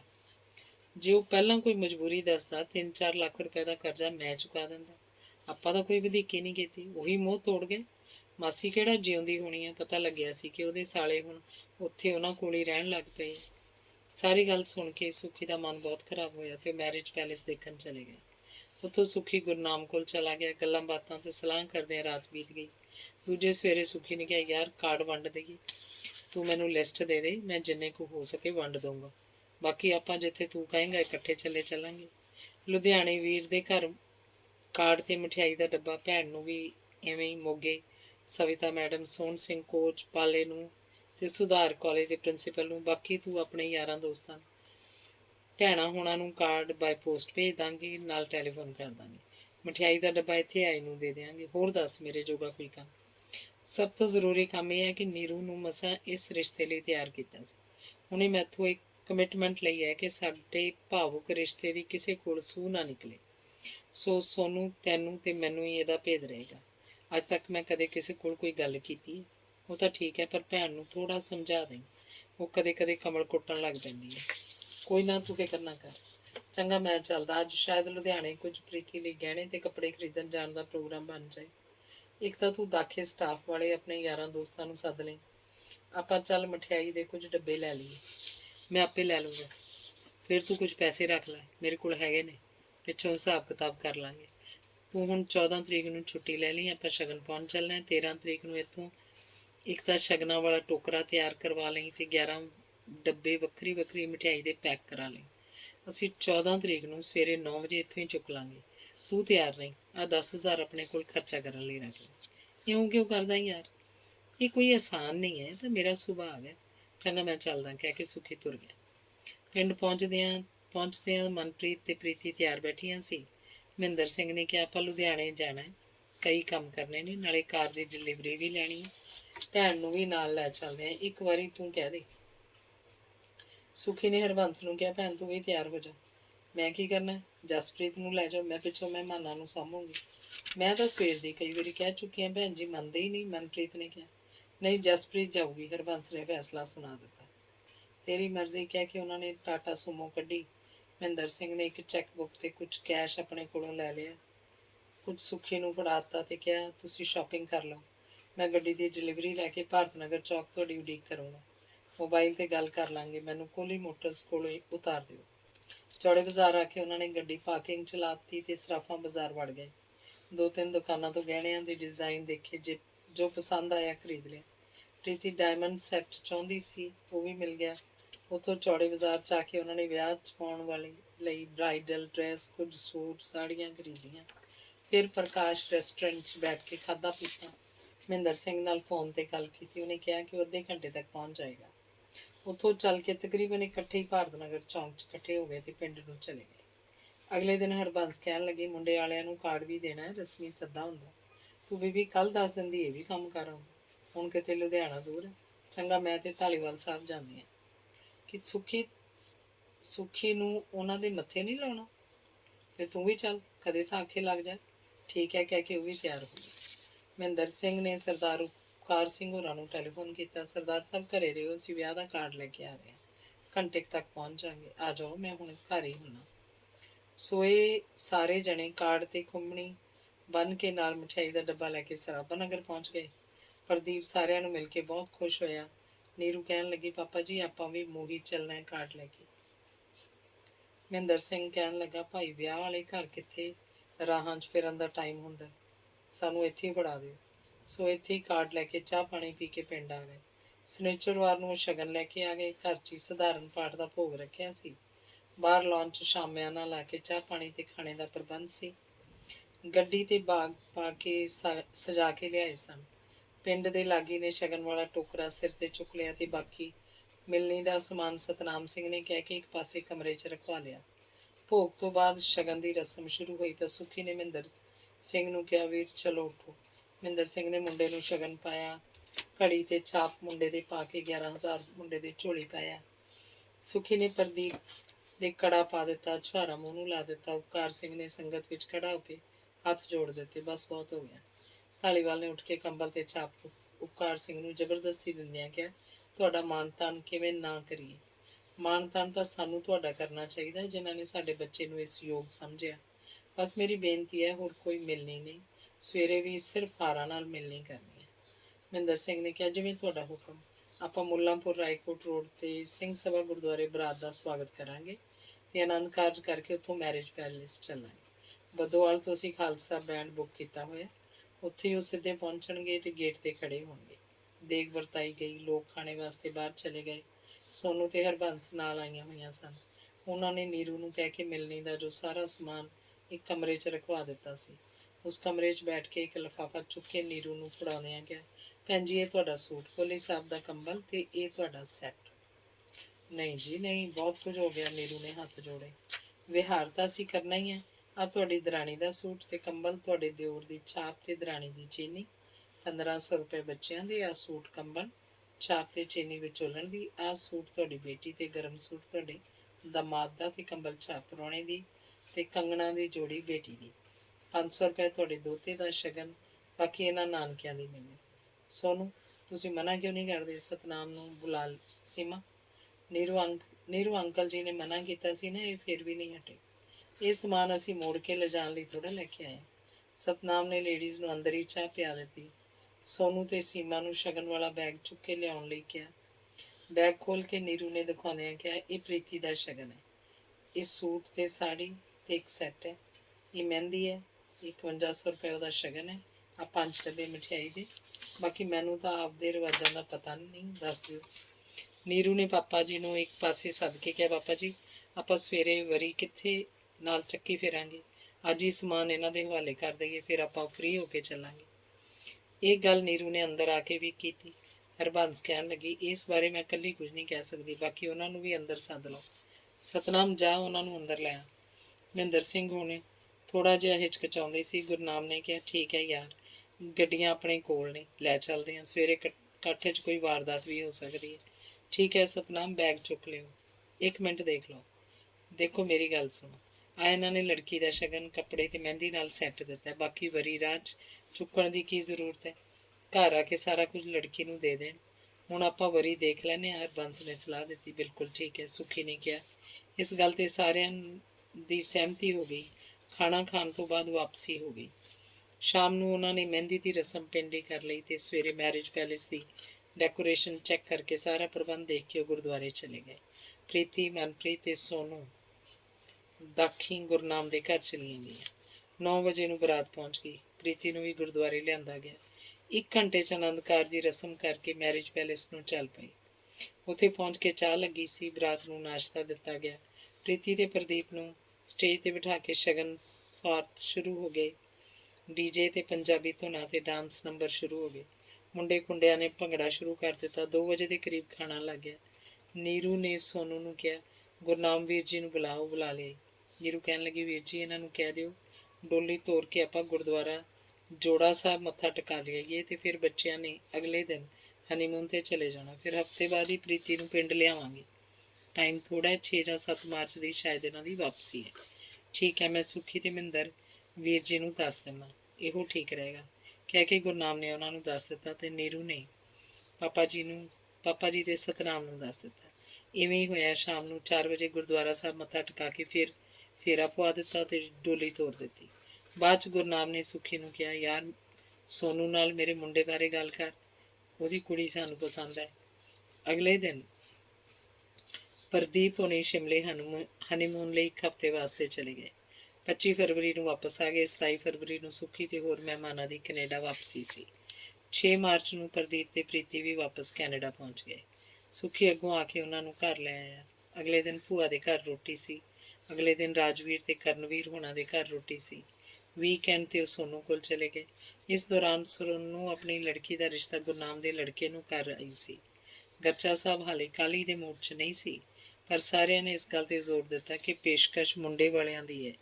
ਮੁੰਡਾ M.Tech ਕਰ ਰਿਹਾ ਹੈ, ਫਾਰਮਿੰਗ ਵਿੱਚ ਉਹਨਾਂ ਦਾ ਸਹਾਈ ਹੋਏਗਾ। ਵੈਸੇ ਵੀ ਸੋਹਣਾ ਸੁਨੱਖਾ ਜਵਾਨ ਹੈ।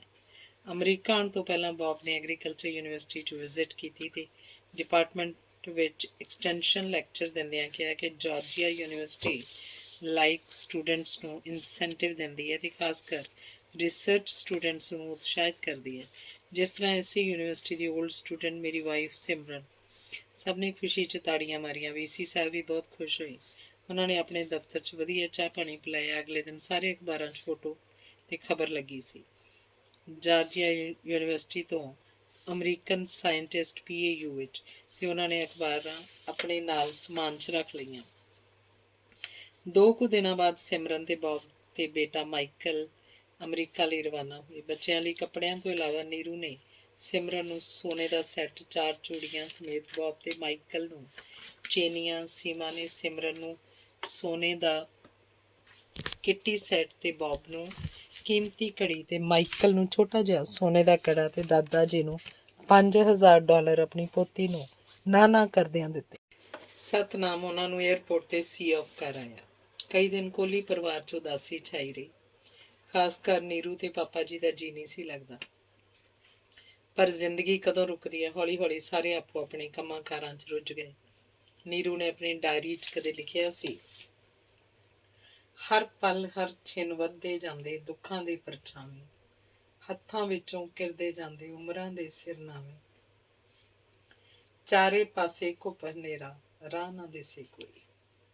ਅਧੂਰੀ ਕਵਿਤਾ ਪੂਰੀ ਨਹੀਂ ਸੀ ਹੋ ਰਹੀ। ਸੋ ਨੇ ਡਾਇਰੀ ਸਾਂਭ ਕੇ ਦਰਾਜ਼ 'ਚ ਰੱਖ ਦਿੱਤੀ ਸੀ। ਅੱਜ ਫਿਰ ਉਹਨੂੰ ਡਾਇਰੀ ਯਾਦ ਆਈ। ਉਹਨੇ ਕੱਢ ਕੇ ਲਿਖਿਆ, ਚਾਰੇ ਪਾਸੇ ਘੁੱਪ ਹਨੇਰਾ ਰਾਹ ਨਾ ਦਿਸੇ ਕੋਈ, ਚੁੱਪ ਚਪੀਤੇ ਆਣ ਖੜੋਏ ਚਾਨਣ ਮੇਰੇ ਸਾਹਵੇਂ, ਨੂਰੋ ਨੂਰ ਮੇਰੀ ਜਿੰਦੜੀ ਹੋਈ, ਤਨ ਮਨ ਚਾਨਣ ਨਾਤੇ। ਮੈਂ ਤਾਂ ਕਿਰਨਾਂ ਸੰਗ ਪਰਣਾਈ, ਸੂਰਜ ਮੇਰੇ ਨਾਮੇ। ਇੱਕ ਦਿਨ ਜਦੋਂ ਨੀਰੂ ਕਾਲਜ ਗਈ ਸੀ ਤਾਂ ਸਤਨਾਮ ਨੇ ਪਾਪਾ ਜੀ ਨੂੰ ਕਿਹਾ, ਭਰਜਾਈ ਜੀ ਦੀ ਕਬੀਲਦਾਰੀ ਨਜਿੱਠੀ ਗਈ।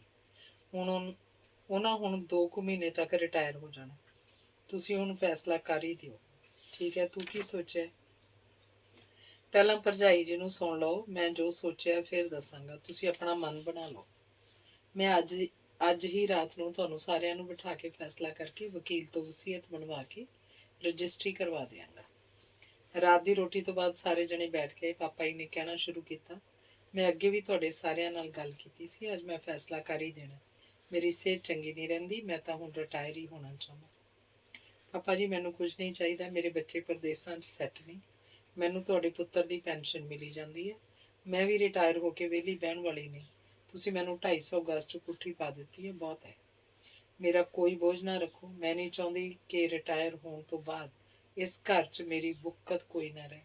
ਤੁਹਾਡੇ ਹੁੰਦਿਆਂ ਤੱਕ ਮੈਂ ਇਸੇ ਘਰ 'ਚ ਰਹਿਣਾ ਚਾਹਾਂਗੀ। ਬਾਅਦ 'ਚ ਮੈਂ ਰਾਜਗੁਰੂ ਨਗਰ ਚਲੀ ਜਾਵਾਂਗੀ। ਭਰਜਾਈ ਜੀ, ਇਹ ਤੁਸੀਂ ਕੀ ਗੱਲ ਕਹੀ? ਸਾਰਾ ਕੁਝ ਹੀ ਤੁਹਾਡਾ ਹੈ। ਮੈਂ ਰਾਜਗੁਰੂ ਨਗਰ ਵਾਲਾ ਆਪਣੇ ਹਿੱਸੇ ਦਾ ਪਲਾਟ ਪ੍ਰਦੀਪ ਦੇ ਨਾਂ ਕਰ ਦੇਵਾਂਗਾ। ਜੇ ਤੁਸੀਂ ਸ਼ੋਰੂਮ ਦਾ ਕੰਮ ਸੰਭਾਲਣਾ ਤਾਂ ਦਫ਼ਤਰ ਬੈਠ ਜਾਇਆ ਕਰਿਓ। ਸਤਨਾਮ, ਬਿਜ਼ਨਸ ਤੇਰਾ ਤੇ ਪਾਪਾ ਜੀ ਦਾ ਹੈ। ਜੇ ਤੁਹਾਡਾ ਭਰਾ ਜਿਉਂਦਾ ਹੁੰਦਾ ਤਾਂ ਪਾਰਟਨਰ ਹੁੰਦਾ। ਪਾਪਾ ਜੀ ਤੋਂ ਬਾਅਦ ਵੀ ਤੇਰਾ ਹੈ, ਇਹ ਘਰ ਵੀ ਤੇਰਾ ਹੈ। ਸਤਨਾਮ ਤੇ ਸੀਮਾ ਦੇ ਮਨਾਂ 'ਚ ਲੱਡੂ ਫੁੱਟਣ ਲੱਗੇ, ਪਰ ਉੱਤੋਂ ਕਹਿਣ ਲੱਗੇ, ਨਹੀਂ ਭਰਜਾਈ, ਤੁਸੀਂ ਵੱਡੇ ਹੋ, ਇਹ ਘਰ ਵੀ ਤੁਹਾਡਾ ਹੈ। ਸਿਰਫ ਓਨੀ ਦੇਰ ਤੱਕ ਜਿੰਨੀ ਦੇਰ ਤੱਕ ਪਾਪਾ ਜੀ ਬੈਠੇ ਨੇ। ਪਾਪਾ ਜੀ, ਰਜਿਸਟਰੀ ਬੇਸ਼ੱਕ ਕੱਲ੍ਹ ਹੀ ਕਰਵਾ ਦਿਓ। ਮੈਂ ਜੋ ਕਹਿ ਦਿੱਤਾ ਪੱਥਰ 'ਤੇ ਲਿਖ ਹੈ। ਠੀਕ ਹੈ ਪੁੱਤਰ, ਸ਼ਾਬਾਸ਼ ਤੇਰੇ। ਹੁਣ ਮੇਰੀ ਵੀ ਇੱਕ ਮੰਨੋ। ਆਪਣੀ ਮਾਂ ਦੇ ਜੇਵਰਾਤ ਅੱਧੇ ਅੱਧੇ ਕਰ ਲਓ। ਪਾਪਾ ਜੀ, ਸਾਰੇ ਭਰਜਾਈ ਜੀ ਨੂੰ ਦੇ ਦਿਓ। ਮੈਂ ਸੀਮਾ ਨੂੰ ਹੋਰ ਬਣਾ ਦਿਆਂਗਾ। ਨਹੀਂ, ਮੈਂ ਬੇਇਨਸਾਫੀ ਨਹੀਂ ਕਰ ਸਕਦਾ। ਤਕਰੀਬਨ 30 ਤੋਲੇ ਦੀ ਕਰੀਬ ਸੋਨਾ ਹੈ। 15-15 ਵੰਡ ਲਓ। ਆਪਣੇ ਹੱਥੀਂ ਜੋ ਦੇਣਾ ਦੇ ਦਿਓ, ਸਤਨਾਮ ਨੇ ਮੀਸਣਾ ਬਣਦਿਆਂ ਕਿਹਾ। ਭਰਜਾਈ ਜੀ, ਤੁਸੀਂ ਦੇ ਦਿਓ, ਸਤਨਾਮ ਨੇ ਕਿਹਾ। ਨਹੀਂ ਸੀਮਾ, ਤੂੰ ਲੈ ਲੈ ਜਿਹੜੀ ਚੀਜ਼ ਚਾਹੀਦੀ ਹੈ। ਆਪਾਂ ਕਿਹੜਾ ਤੱਕੜੀ 'ਚ ਤੋਲਣੀ ਹੈ। ਨਹੀਂ ਦੀਦੀ, ਆਪਾਂ ਵੰਡ ਕੇ। ਅਸੀਂ ਤਾਂ ਪਾਪਾ ਜੀ ਦੀ ਸੇਫ ਵਿੱਚ ਹੀ ਰੱਖਣੀ ਹੈ, ਤੁਸੀਂ ਆਪਣੇ ਲੋਕਰ 'ਚ ਰੱਖ ਲਓ। ਭਰਜਾਈ ਜੀ, ਘਰ ਖੜੀਆਂ ਦੋਨੋਂ ਗੱਡੀਆਂ 'ਚੋਂ ਇੱਕ ਤੁਹਾਡੀ। ਨਹੀਂ, ਮੇਰੇ ਕੋਲ ਮੇਰੇ ਕੁੜਮਾਂ ਵਾਲੀ ਗੱਡੀ ਹੈ, ਮੈਨੂੰ ਨਹੀਂ ਚਾਹੀਦੀ। ਸੋ ਸਭ ਕੁਝ ਸੁੱਖ ਸ਼ਾਂਤੀ ਨਾਲ ਨਿਬੜ ਗਿਆ। ਰਾਤ ਨੂੰ ਸੀਮਾ ਕਹਿਣ ਲੱਗੀ, ਤੁਸੀਂ ਰਾਜਗੁਰੂ ਨਗਰ ਵਾਲਾ ਪਲਾਟ ਕਿਉਂ ਦਿੱਤਾ? ਬੇਵਕੂਫ, ਤੈਨੂੰ ਇਹ 1000 ਗਜ਼ ਦੀ ਕੋਠੀ, ਉਹ ਵੀ ਸਰਾਭਾ ਨਗਰ 'ਚ, ਕਰੋੜਾਂ ਦਾ ਬਿਜ਼ਨਸ, ਇਹਦੇ ਬਾਵਜੂਦ ਕਿ ਮੈਂ ਬੁਰਾ ਬਣਦਾ। ਭਰਜਾਈ ਦੇ ਮੂੰਹ ਹੀ ਕੁਹਾਲਿਆ। ਸੀਮਾ ਵੀ ਖੁਸ਼ ਹੋ ਗਈ। ਸਤਨਾਮ ਕਹਿਣ ਲੱਗਾ, ਹੁਣ ਤੂੰ ਭਰਜਾਈ ਨਾਲ ਪਾਪਾ ਜੀ ਦੇ ਜਿਉਂਦਿਆਂ ਮਿੱਟੀ ਪਿਆਰੀ ਰਹੀ। ਕਿਤੇ ਹੋਰ ਪਾਪਾ ਜੀ ਨੂੰ ਨਾਰਾਜ਼ ਨਾ ਕਰ ਲੈ ਤੇ ਆਪਣੇ ਠੂਠੇ ਡਾਂਗ ਵੱਜੇ। ਤੁਸੀਂ ਨਿਸ਼ਚਿੰਤ ਰਹੋ। ਅਗਲੇ ਦਿਨ ਸਾਰੇ ਗਹਿਣੇ ਨੀਰੂ ਨੇ ਬੈਂਕ ਦੇ ਲੋਕਰ 'ਚ ਰੱਖ ਦਿੱਤੇ। ਥੋੜਾ ਥੋੜਾ ਸਮਾਨ ਰਾਜਗੁਰੂ ਨਗਰ ਵਾਲੇ ਘਰ 'ਚ ਰੱਖਣਾ ਸ਼ੁਰੂ ਕਰ ਦਿੱਤਾ। ਬੈਂਕ ਦੀਆਂ ਕਾਪੀਆਂ ਵੀ ਉੱਥੇ ਅਲਮਾਰੀ 'ਚ ਟਿਕਾ ਦਿੱਤੀਆਂ। ਕੁਝ ਹੀ ਦਿਨਾਂ ਵਿੱਚ ਉਪਕਾਰ ਸਿੰਘ ਨੇ ਆਪਣੀ ਵਸੀਅਤ ਦੀ ਕਾਪੀ ਤੇ ਰਾਜਗੁਰੂ ਨਗਰ ਵਾਲੇ ਸਤਨਾਮ ਵਾਲੇ ਪਲਾਟ ਦੀ ਰਜਿਸਟਰੀ ਪ੍ਰਦੀਪ ਦੇ ਨਾਂ ਕਰਾ ਦਿੱਤੀ। ਇੱਕ ਦਿਨ ਨੀਰੂ ਨੇ ਕਿਹਾ, ਪਾਪਾ ਜੀ, ਮੇਰੀ ਇੱਛਾ ਹੈ ਕਿ ਆਪ ਮੇਰੇ ਨਾਲ ਰਾਜਗੁਰੂ ਨਗਰ 'ਚ ਆ ਕੇ ਰਹੋ। ਹਾਂ ਪੁੱਤਰ, ਜ਼ਰੂਰ ਰਹਾਂਗਾ। ਹਾਲੇ ਮੇਰੀ ਸ਼ੋਅਰੂਮ 'ਚ ਜ਼ਰੂਰਤ ਹੈ। ਜਿੰਨੀ ਦੇਰ ਥੋੜਾ ਥੋੜਾ ਕਰਕੇ ਸਤਨਾਮ ਨੂੰ ਬਿਜ਼ਨਸ ਨਹੀਂ ਸਮਝਾ ਦਿੰਦਾ, ਮੈਂ ਸੁਰਖਰੂ ਨਹੀਂ। ਬਾਅਦ 'ਚ ਮੈਂ ਤੇਰੇ ਕੋਲ ਸਮਾਂ ਕੱਟਾਂਗਾ। ਤੂੰ ਹੌਲੀ ਹੌਲੀ ਘਰ ਸੈੱਟ ਕਰ ਲੈ। ਮੈਂ ਕਿਸੇ ਦਿਨ ਦੇਖਣ ਆਊਂਗਾ। ਇੱਕ ਦਿਨ ਉਪਕਾਰ ਸਿੰਘ ਡਰਾਈਵਰ ਨੂੰ ਲੈ ਕੇ ਨੀਰੂ ਦੇ ਘਰ ਗਏ। ਆਉਣ ਲੱਗਿਆ ਨੀਰੂ ਨੂੰ 2 ਲੱਖ ਰੁਪਇਆ ਕੈਸ਼ ਜ਼ਬਰਦਸਤੀ ਦੇ ਕੇ ਕਹਿਣ ਲੱਗੇ, ਪੁੱਤਰ, ਇਹ ਤੇਰਾ ਗ੍ਰਹਿ ਪ੍ਰਵੇਸ਼ ਦਾ ਸ਼ਗਨ ਹੈ। ਇਹਦਾ ਇੱਕ ਸਰਵੈਂਟ ਕੁਆਟਰ ਨਾਲ ਵਾਲੇ ਪਲਾਟ 'ਚ ਬਣਾ ਲੈ। ਨੌਕਰ ਰੱਖ ਲੈ, ਸ਼ਾਨ ਨਾਲ ਰਹਿ। ਪਾਪਾ ਜੀ, ਇੰਨਾ ਕੋਈ ਤੁਸੀਂ ਦੇ ਦਿੱਤਾ, ਹਾਲੇ ਕੋਈ ਕਸਰ ਰਹਿ ਗਈ? ਪੁੱਤਰ, ਹਾਲੇ ਤਾਂ ਮੇਰੇ ਹੱਥ ਵੱਸ ਹੈ, ਕੱਲ ਕਲੋਤਰ ਦਾ ਪਤਾ ਨਹੀਂ। ਇੱਕ ਟੈਲੀਫੋਨ ਮੈਂ ਤੁਹਾਡੇ ਨਾਂ ਕਰਨ ਲਈ ਐਕਸਚੇਂਜ ਨੂੰ ਕਹਿ ਦਿੱਤਾ। ਪਾਪਾ ਜੀ, ਮੇਰੇ ਕੋਲ ਮੋਬਾਈਲ ਹੈ, ਚਾਹੇ ਹੋਵੇ। ਲੈਂਡਲਾਈਨ ਵੀ ਜ਼ਰੂਰੀ ਹੈ। ਘਰ ਹੋਣ 2 ਟੈਲੀਫੋਨ ਕੀ ਕਰਨੇ ਹਨ? ਸਾਰਾ ਕੁਝ ਸੈੱਟ ਕਰਕੇ ਪਾਪਾ ਜੀ ਇੱਕ ਰਾਤ ਅਜਿਹੇ ਸੁੱਖ ਦੀ ਨੀਂਦ ਸੁੱਤੇ ਕਿ ਮੁੜ ਉੱਠੇ ਨਹੀਂ। ਸਾਂਝੀ ਕੜੀ ਟੁੱਟ ਗਈ ਸੀ ਤੇ ਸਾਰੇ ਆਪੋ ਆਪਣੇ ਸੰਸਾਰ 'ਚ ਰੁੱਝ ਗਏ। ਨੀਰੂ ਨੇ ਪ੍ਰਦੀਪ ਨੂੰ ਫੋਨ ਕੀਤਾ। ਦੁੱਖ ਭਰੀ ਖਬਰ ਸੁਣਾਉਂਦਿਆਂ ਕਿਹਾ, ਉਹ ਆਪਣੇ ਹੱਥੀਂ ਬਹੁਤ ਕੁਝ ਕਰ ਗਏ। ਉਹ ਮਹਾਨ ਆਤਮਾ ਨੇ ਕਦੇ ਮੇਰੀ ਤਨਖਾਹ ਨੂੰ ਹੱਥ ਨਹੀਂ ਲਾਇਆ। ਸਾਂਝੇ ਘਰ 'ਚ ਖੁੱਲ੍ਹਾ ਖਰਚਾ ਕਰਦੇ ਸੀ। ਬਾਕੀ ਡਿਟੇਲ ਮੈਂ ਤੈਨੂੰ ਆ ਕੇ ਦੱਸਾਂਗੀ। ਰਾਜਗੁਰੂ ਨਗਰ ਵਾਲਾ ਪਲਾਟ ਆਪਣੇ ਨਾਲ ਵਾਲਾ ਤੇਰੇ ਨਾਂ ਕਰ ਦਿੱਤਾ। ਮੈਂ ਹੁਣ ਆਪਣੇ ਘਰ ਰਾਜਗੁਰੂ ਨਗਰ ਹੀ ਹੁੰਦੀ ਹਾਂ। ਮੇਰਾ ਮੋਬਾਈਲ ਨੰਬਰ ਤੇਰੇ ਕੋਲ ਹੈ। ਲੈਂਡਲਾਈਨ ਸਰਾਭਾ ਨਗਰ ਵਾਲਾ ਨੋਟ ਕਰ ਲੈ। ਸੋਨੂੰ ਹੁਣੀ ਸ਼ਾਇਦ ਅਗਲੇ ਸਾਲ ਵਿਆਹ ਕਰਨ ਆਉਣਗੇ। ਜੇ ਆ ਸਕਦੇ ਹੋਏ ਤਾਂ ਆ ਕੇ ਮਿਲ ਲਓ ਜ਼ਰੂਰ। ਮੰਮੀ ਹੁਣ ਤੁਸੀਂ ਪੱਕੇ ਤੌਰ ਤੇ ਸਾਡੇ ਕੋਲ ਆ ਜਾਓ। ਬੇਟਾ ਸੋਚਾਂਗੇ, ਹਾਲੇ ਮੇਰੇ ਕਈ ਕੰਮ ਕਰਨ ਵਾਲੇ ਨੇ। ਆਖਿਰ ਤਾਂ ਮੈਂ ਤੁਹਾਡੇ ਕੋਲ ਹੀ ਆਉਣਾ। ਨੀਰੂ ਨੇ ਪ੍ਰਦੀਪ ਦੀ ਦਿਲ ਰੱਖਣੀ ਕੀਤੀ। ਪ੍ਰੀਤੀ ਠੀਕ ਹੈ? ਹਾਂ ਮੰਮੀ, ਉਹਨੂੰ ਬੈਂਕ 'ਚ ਬੈਂਕ ਆਫਿਸਰ ਦੀ ਜੌਬ ਮਿਲ ਗਈ। ਹਾਲੇ ਉਹਦੀ ਤਨਖਾਹ ਥੋੜ੍ਹੀ ਹੈ, 1 ਸਾਲ ਦਾ ਪ੍ਰੋਬੇਸ਼ਨ ਕਮ ਟ੍ਰੇਨਿੰਗ ਪੀਰੀਅਡ ਹੈ, ਬਾਅਦ 'ਚ ਹੈਂਡਸਮ ਪੇ ਹੋ ਜਾਏਗੀ। ਮੇਰੀ ਜੌਬ ਵੀ ਧਾਲੀਵਾਲ ਅੰਕਲ ਨੇ ਸੈਲਰੀਡ ਜੌਬ ਸੁਪਰਵਾਈਜ਼ਰ ਦੀ ਕਰ ਦਿੱਤੀ ਹੈ। $5000 ਫਿਕਸਡ ਪੇ ਮਿਲੂਗੀ। $2000 ਪ੍ਰੀਤੀ ਨੂੰ ਮਿਲਦੇ ਆ। ਹੁਣ ਸਾਡਾ ਬਿਲਕੁਲ ਫਿਕਰ ਨਹੀਂ ਕਰਨਾ, ਆਪਣਾ ਧਿਆਨ ਰੱਖਣਾ। ਅੱਛਾ ਬੇਟਾ, ਬਹੁਤ ਬਹੁਤ ਪਿਆਰ ਆਪ ਦੋਨਾਂ ਨੂੰ। Bye bye mummy. ਪ੍ਰੀਤੀ ਘਰ ਨਹੀਂ, ਗਰੋਸਰੀ ਕਰਨ ਗਈ ਹੈ, ਆਈ ਤੋਂ ਆਪ ਨਾਲ ਗੱਲ ਕਰਾ ਦਾਂਗਾ। ਕੋਈ ਨਾ, ਸੰਡੇ ਨੂੰ ਕਰ ਲਿਓ। ਚੰਗਾ ਬਾਈ ਕਹਿ ਕੇ ਨੀਰੂ ਨੇ ਟੈਲੀਫੋਨ ਰੱਖ ਦਿੱਤਾ। ਨੀਰੂ ਨੂੰ ਰਿਟਾਇਰਮੈਂਟ ਦੇ ਜਿਹੜੇ ਪੈਸੇ ਮਿਲੇ, ਸੋਚਿਆ ਉਹ ਜਾਂ ਤਾਂ ਨਾਲ ਵਾਲੇ ਪਲਾਟ 'ਚ 2 ਬੈਡਰੂਮ ਦਾ ਗੈਸਟ ਹਾਊਸ ਬਣਾ ਦੇ ਜਾਂ ਆਪਣੇ ਵਾਲੇ ਪੋਰਸ਼ਨ ਦੇ ਉੱਪਰ 2 ਕਮਰੇ ਪਾ ਦੇ। ਹੁਣ ਉਹ ਸਲਾਹ ਕਰੇ ਵੀ ਤਾਂ ਕਿਸ ਨਾਲ? ਉਹਨੇ ਸੁਧਾਰ ਟੈਲੀਫੋਨ ਕਰਕੇ ਸ਼ਮਿੰਦਰ ਨੂੰ ਬੁਲਾ ਲਿਆ ਤਾਂ ਉਹਨੇ ਸਲਾਹ ਦਿੱਤੀ, ਦੀਦੀ ਉੱਪਰ ਠੀਕ ਰਹੇਗਾ, ਖਰਚਾ ਘੱਟ ਆਏਗਾ, ਨੀਹਾਂ ਤੇ ਫਰਸ਼ ਦਾ ਖਰਚਾ ਬਚੇਗਾ, ਉੱਪਰਲਾ ਸੈੱਟ ਕਿਰਾਏ ਤੇ ਵੀ ਦਿੱਤਾ ਜਾ ਸਕਦਾ ਤੇ ਆਪ ਨੂੰ ਸਾਥ ਮਿਲ ਜਾਏਗਾ ਤੇ ਨਾਲੇ 4 ਪੈਸੇ ਵੀ ਆਉਣਗੇ। ਨਾਲ ਦੇ ਪਲਾਟ 'ਚ ਇੱਕ 7 ਕੁਆਟਰ ਬਣਾ ਕੇ ਮਾਲੀ ਰੱਖੋ। ਵਧੀਆ ਲੌਨ ਬਣਾ ਲਓ, ਵਿੱਚ ਕੁਝ ਫਲਦਾਰ ਬੂਟੇ ਸਬਜ਼ੀਆਂ ਲਗਾ ਲਓ। ਲੌਨ 'ਚ ਵਧੀਆ ਫੁੱਲ ਲਵਾ ਕੇ ਸਵੇਰੇ ਸ਼ਾਮ ਤਾਜ਼ੀ ਹਵਾ ਦਾ ਆਨੰਦ ਮਾਣੋ। ਫਿਰ ਐਂ ਕਰ, ਨਕਸ਼ਾ ਪਾਸ ਕਰਾ ਕੇ ਠੇਕੇਦਾਰ ਲੱਭ ਤੇ ਮਾਲੀ ਦਾ ਪ੍ਰਬੰਧ ਕਰ ਦੇ। ਫੈਮਿਲੀ ਮੈਨ ਹੋਵੇ, ਉਹਦੀ ਘਰ ਵਾਲੀ ਮੇਰੇ ਘਰ ਦਾ ਕੰਮ ਕਰੇ। ਠੀਕ ਹੈ, ਮੈਂ ਕਰਦਾ, ਥੋੜਾ ਟਾਈਮ ਲੱਗੇਗਾ। ਕੋਈ ਨਾ, ਮੈਨੂੰ ਕੋਈ ਕਾਹਲੀ ਨਹੀਂ, ਪਰ ਇਹਦਾ ਇਹ ਮਤਲਬ ਨਹੀਂ ਕਿ ਆਲਸ 'ਚ ਪ੍ਰੋਜੈਕਟ ਹੀ ਰਹਿ ਜਾਏ। ਨਹੀਂ ਦੀਦੀ, ਮੇਰਾ ਇਹ ਮਤਲਬ ਨਹੀਂ, 1 ਮਹੀਨੇ 'ਚ ਕੰਮ ਸ਼ੁਰੂ ਹੋ ਜਾਏਗਾ। ਜੇ ਕਹੋ ਤਾਂ ਮੈਂ ਮੰਮੀ ਨੂੰ ਆਪ ਕੋਲ ਭੇਜ ਦੇਣਾ ਤਾਂ ਕਿ ਤੁਸੀਂ ਇਕੱਲੇ ਮਹਿਸੂਸ ਨਾ ਕਰੋ। ਨਹੀਂ, ਕੋਈ ਜ਼ਰੂਰਤ ਨਹੀਂ, ਬੁਢਾਪੇ 'ਚ ਉਹਨਾਂ ਨੂੰ ਤੰਗ ਨਹੀਂ ਕਰਨਾ। ਮੈਂ ਹਾਲੇ ਬਿਜ਼ੀ ਹਾਂ, ਕਈ ਕੰਮ ਕਰਨ ਵਾਲੇ। ਦੀਦੀ ਸੁਧਾਰ ਆ ਜਾਇਆ ਕਰੋ, ਗੱਡੀ ਤੁਹਾਡੇ ਕੋਲ ਹੈ, ਤੁਸੀਂ ਵੀ ਗੇੜਾ ਮਾਰ ਜਾਇਆ ਕਰੋ। ਐਤਵਾਰ ਨੂੰ ਸਾਰਿਆਂ ਨੂੰ ਮਿਲਾ ਕੇ ਲੈ ਜਾਇਆ ਕਰੋ। ਠੀਕ ਹੈ ਦੀਦੀ, ਜਦੋਂ ਮੇਰੀ ਲੋੜ ਹੋਵੇ ਟੈਲੀਫੋਨ ਕਰ ਦਿਆ ਕਰੋ, ਮੈਂ ਆ ਜਾਇਆ ਕਰੂੰਗਾ। ਕਾਫੀ ਦੇਰ ਬਾਅਦ ਇੱਕ ਦਿਨ ਗੁਰਨਾਮ ਤੇ ਉਹਦੀ ਮਿਸਿਸ ਨੀਰੂ ਕੋਲ ਆਏ ਤੇ ਕਹਿਣ ਲੱਗੇ, ਨੀਰੂ ਸੋਨੂੰ ਹੁਣਾਂ ਨੂੰ ਕਹਿ ਕੇ ਮੈਰਿਜ ਦੀ ਡੇਟ ਫਿਕਸ ਕਰਾ ਦੇ। ਜੂਨ ਜੁਲਾਈ 'ਚ ਸੁਰਿੰਦਰਪਾਲ ਦਾ ਫਾਈਨਲ ਹੋ ਜਾਏਗਾ, ਫਿਰ ਸ਼ਾਇਦ ਕੋਈ ਟ੍ਰੇਨਿੰਗ ਵਗੈਰਾ ਹੋਵੇ, ਆਪਾਂ ਨਵੰਬਰ 'ਚ ਵਿਆਹ ਕਰ ਲਈਏ। ਮੇਰਾ ਖਿਆਲ ਹੈ ਉਹਨਾਂ ਦੀ ਬੇਟੀ ਦਾ ਫਾਈਨਲ ਵਿੱਚ ਵੀ ਜਦ ਤੱਕ ਹੋ ਜਾਏਗਾ। ਠੀਕ ਹੈ ਵੀਰ ਜੀ, ਮੈਂ ਗੱਲ ਕਰ ਲਾਂਗੀ। ਸੋ 19 ਨਵੰਬਰ ਦੀ ਮੈਰਿਜ ਤੈਅ ਹੋ ਗਈ। ਸੁਖੀ ਨੇ ਮਹਿੰਦਰ ਸਿੰਘ ਨੂੰ ਕਹਿ ਦਿੱਤਾ ਕਿ ਉਸ ਦਿਨ ਮੈਰਿਜ ਪੈਲੇਸ ਗੁਰਨਾਮ ਦੇ ਨਾਮ ਬੁੱਕ ਕਰ ਦੇਵੇ। ਪੈਸੇ ਉਹਨੇ ਦੇਣੋਂ ਹਟਣਾ ਨਹੀਂ, ਥੋੜ੍ਹੇ ਬਹੁਤ ਲੈ ਲਿਓ। ਜਿੰਨਾ ਕੁ ਖਰਚਾ ਪੈਂਦਾ ਅਸੀਂ ਵੀ ਆਵਾਂਗੇ, ਉਹਨੂੰ ਮਜਬੂਰ ਵੀ ਕਰਾਂਗੇ। ਨੇੜੇ ਆ ਕੇ ਉਹ ਤੁਹਾਨੂੰ ਮਿਲੇਗਾ, ਪਰ ਮੈਨੂੰ ਪਤਾ ਹੈ ਉਹ ਜ਼ਿੱਦੀ ਹੈ। ਮੈਰਿਜ ਪੈਲੇਸ ਤਾਂ ਕੁੜੀ ਵਾਲਿਆਂ ਵੱਲੋਂ ਬੁੱਕ ਕੀਤਾ ਜਾਂਦਾ, ਗਰਚੇ ਆਪਣੀ ਪ੍ਰੀਤੀ ਦੇ ਵਿਚੋਲੇ ਹਨ, ਆਪਾਂ ਉਹਨਾਂ ਕੋਲੋਂ ਵੀ ਪੈਸੇ ਨਹੀਂ ਲੈ ਸਕਦੇ।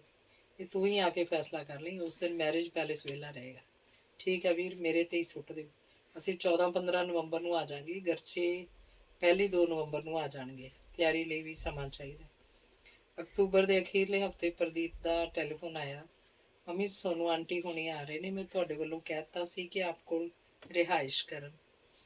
ਵੈਸੇ ਬੇਟਾ ਉਹਨਾਂ ਦੀ ਮਰਜ਼ੀ ਹੈ, ਸੁਧਾਰ ਪਿੰਡ 'ਚ ਸੋਨੂੰ ਦੇ ਮਾਂ-ਬਾਪ ਵੀ ਰਹਿੰਦੇ ਆ। ਵੈਸੇ ਮੈਂ ਤਿਆਰੀ 'ਚ ਪੂਰਾ ਸਾਥ ਦਿਆਂਗੀ। ਮੰਮੀ ਮੈਂ ਇੱਕ ਸੂਟ ਤੇ ਪਰਫਿਊਮ ਵਾਲਾ ਗਿਫਟ ਪੈਕ ਤੇ ਇੱਕ ਘੜੀ ਦੇ ਆਇਆ ਸੀ, ਬਾਕੀ ਮੈਂ ਆਂਟੀ ਕੋਲ ਤੁਹਾਡੇ ਵਾਸਤੇ $2500 ਭੇਜ ਰਿਹਾ। ਹੋਰ ਜਿਹੜਾ ਕੁਝ ਡਿੰਪਲ ਕਹੇਗੀ ਲੈ ਦੇਣਾ, ਬਾਕੀ ਤੁਸੀਂ ਵਿਆਹ 'ਚ ਖੁੱਲ੍ਹਾ ਖਰਚਾ ਕਰ ਲੈਣਾ। ਕੀ ਗੱਲ, ਤੁਸੀਂ ਨਹੀਂ ਆਉਣਾ?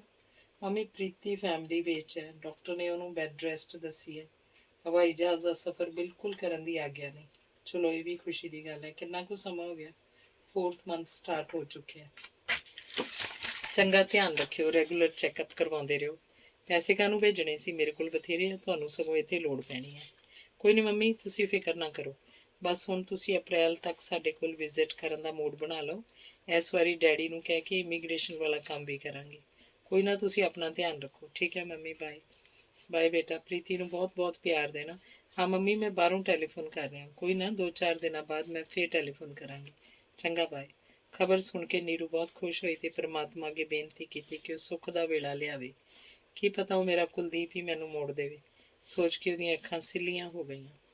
20 ਅਕਤੂਬਰ ਨੂੰ ਸੋਨੂੰ ਹੁਣੀ ਸਿੱਧੇ ਨੀਰੂ ਕੋਲ ਰੁਕੇ। ਅਗਲੇ ਦਿਨ ਸੁਧਾਰ ਚਲੇ ਗਏ ਤੇ ਮਹਿੰਦਰ ਸਿੰਘ ਨੂੰ ਮੈਰਿਜ ਪੈਲੇਸ 'ਚ ਜਾ ਕੇ ਮਿਲੇ।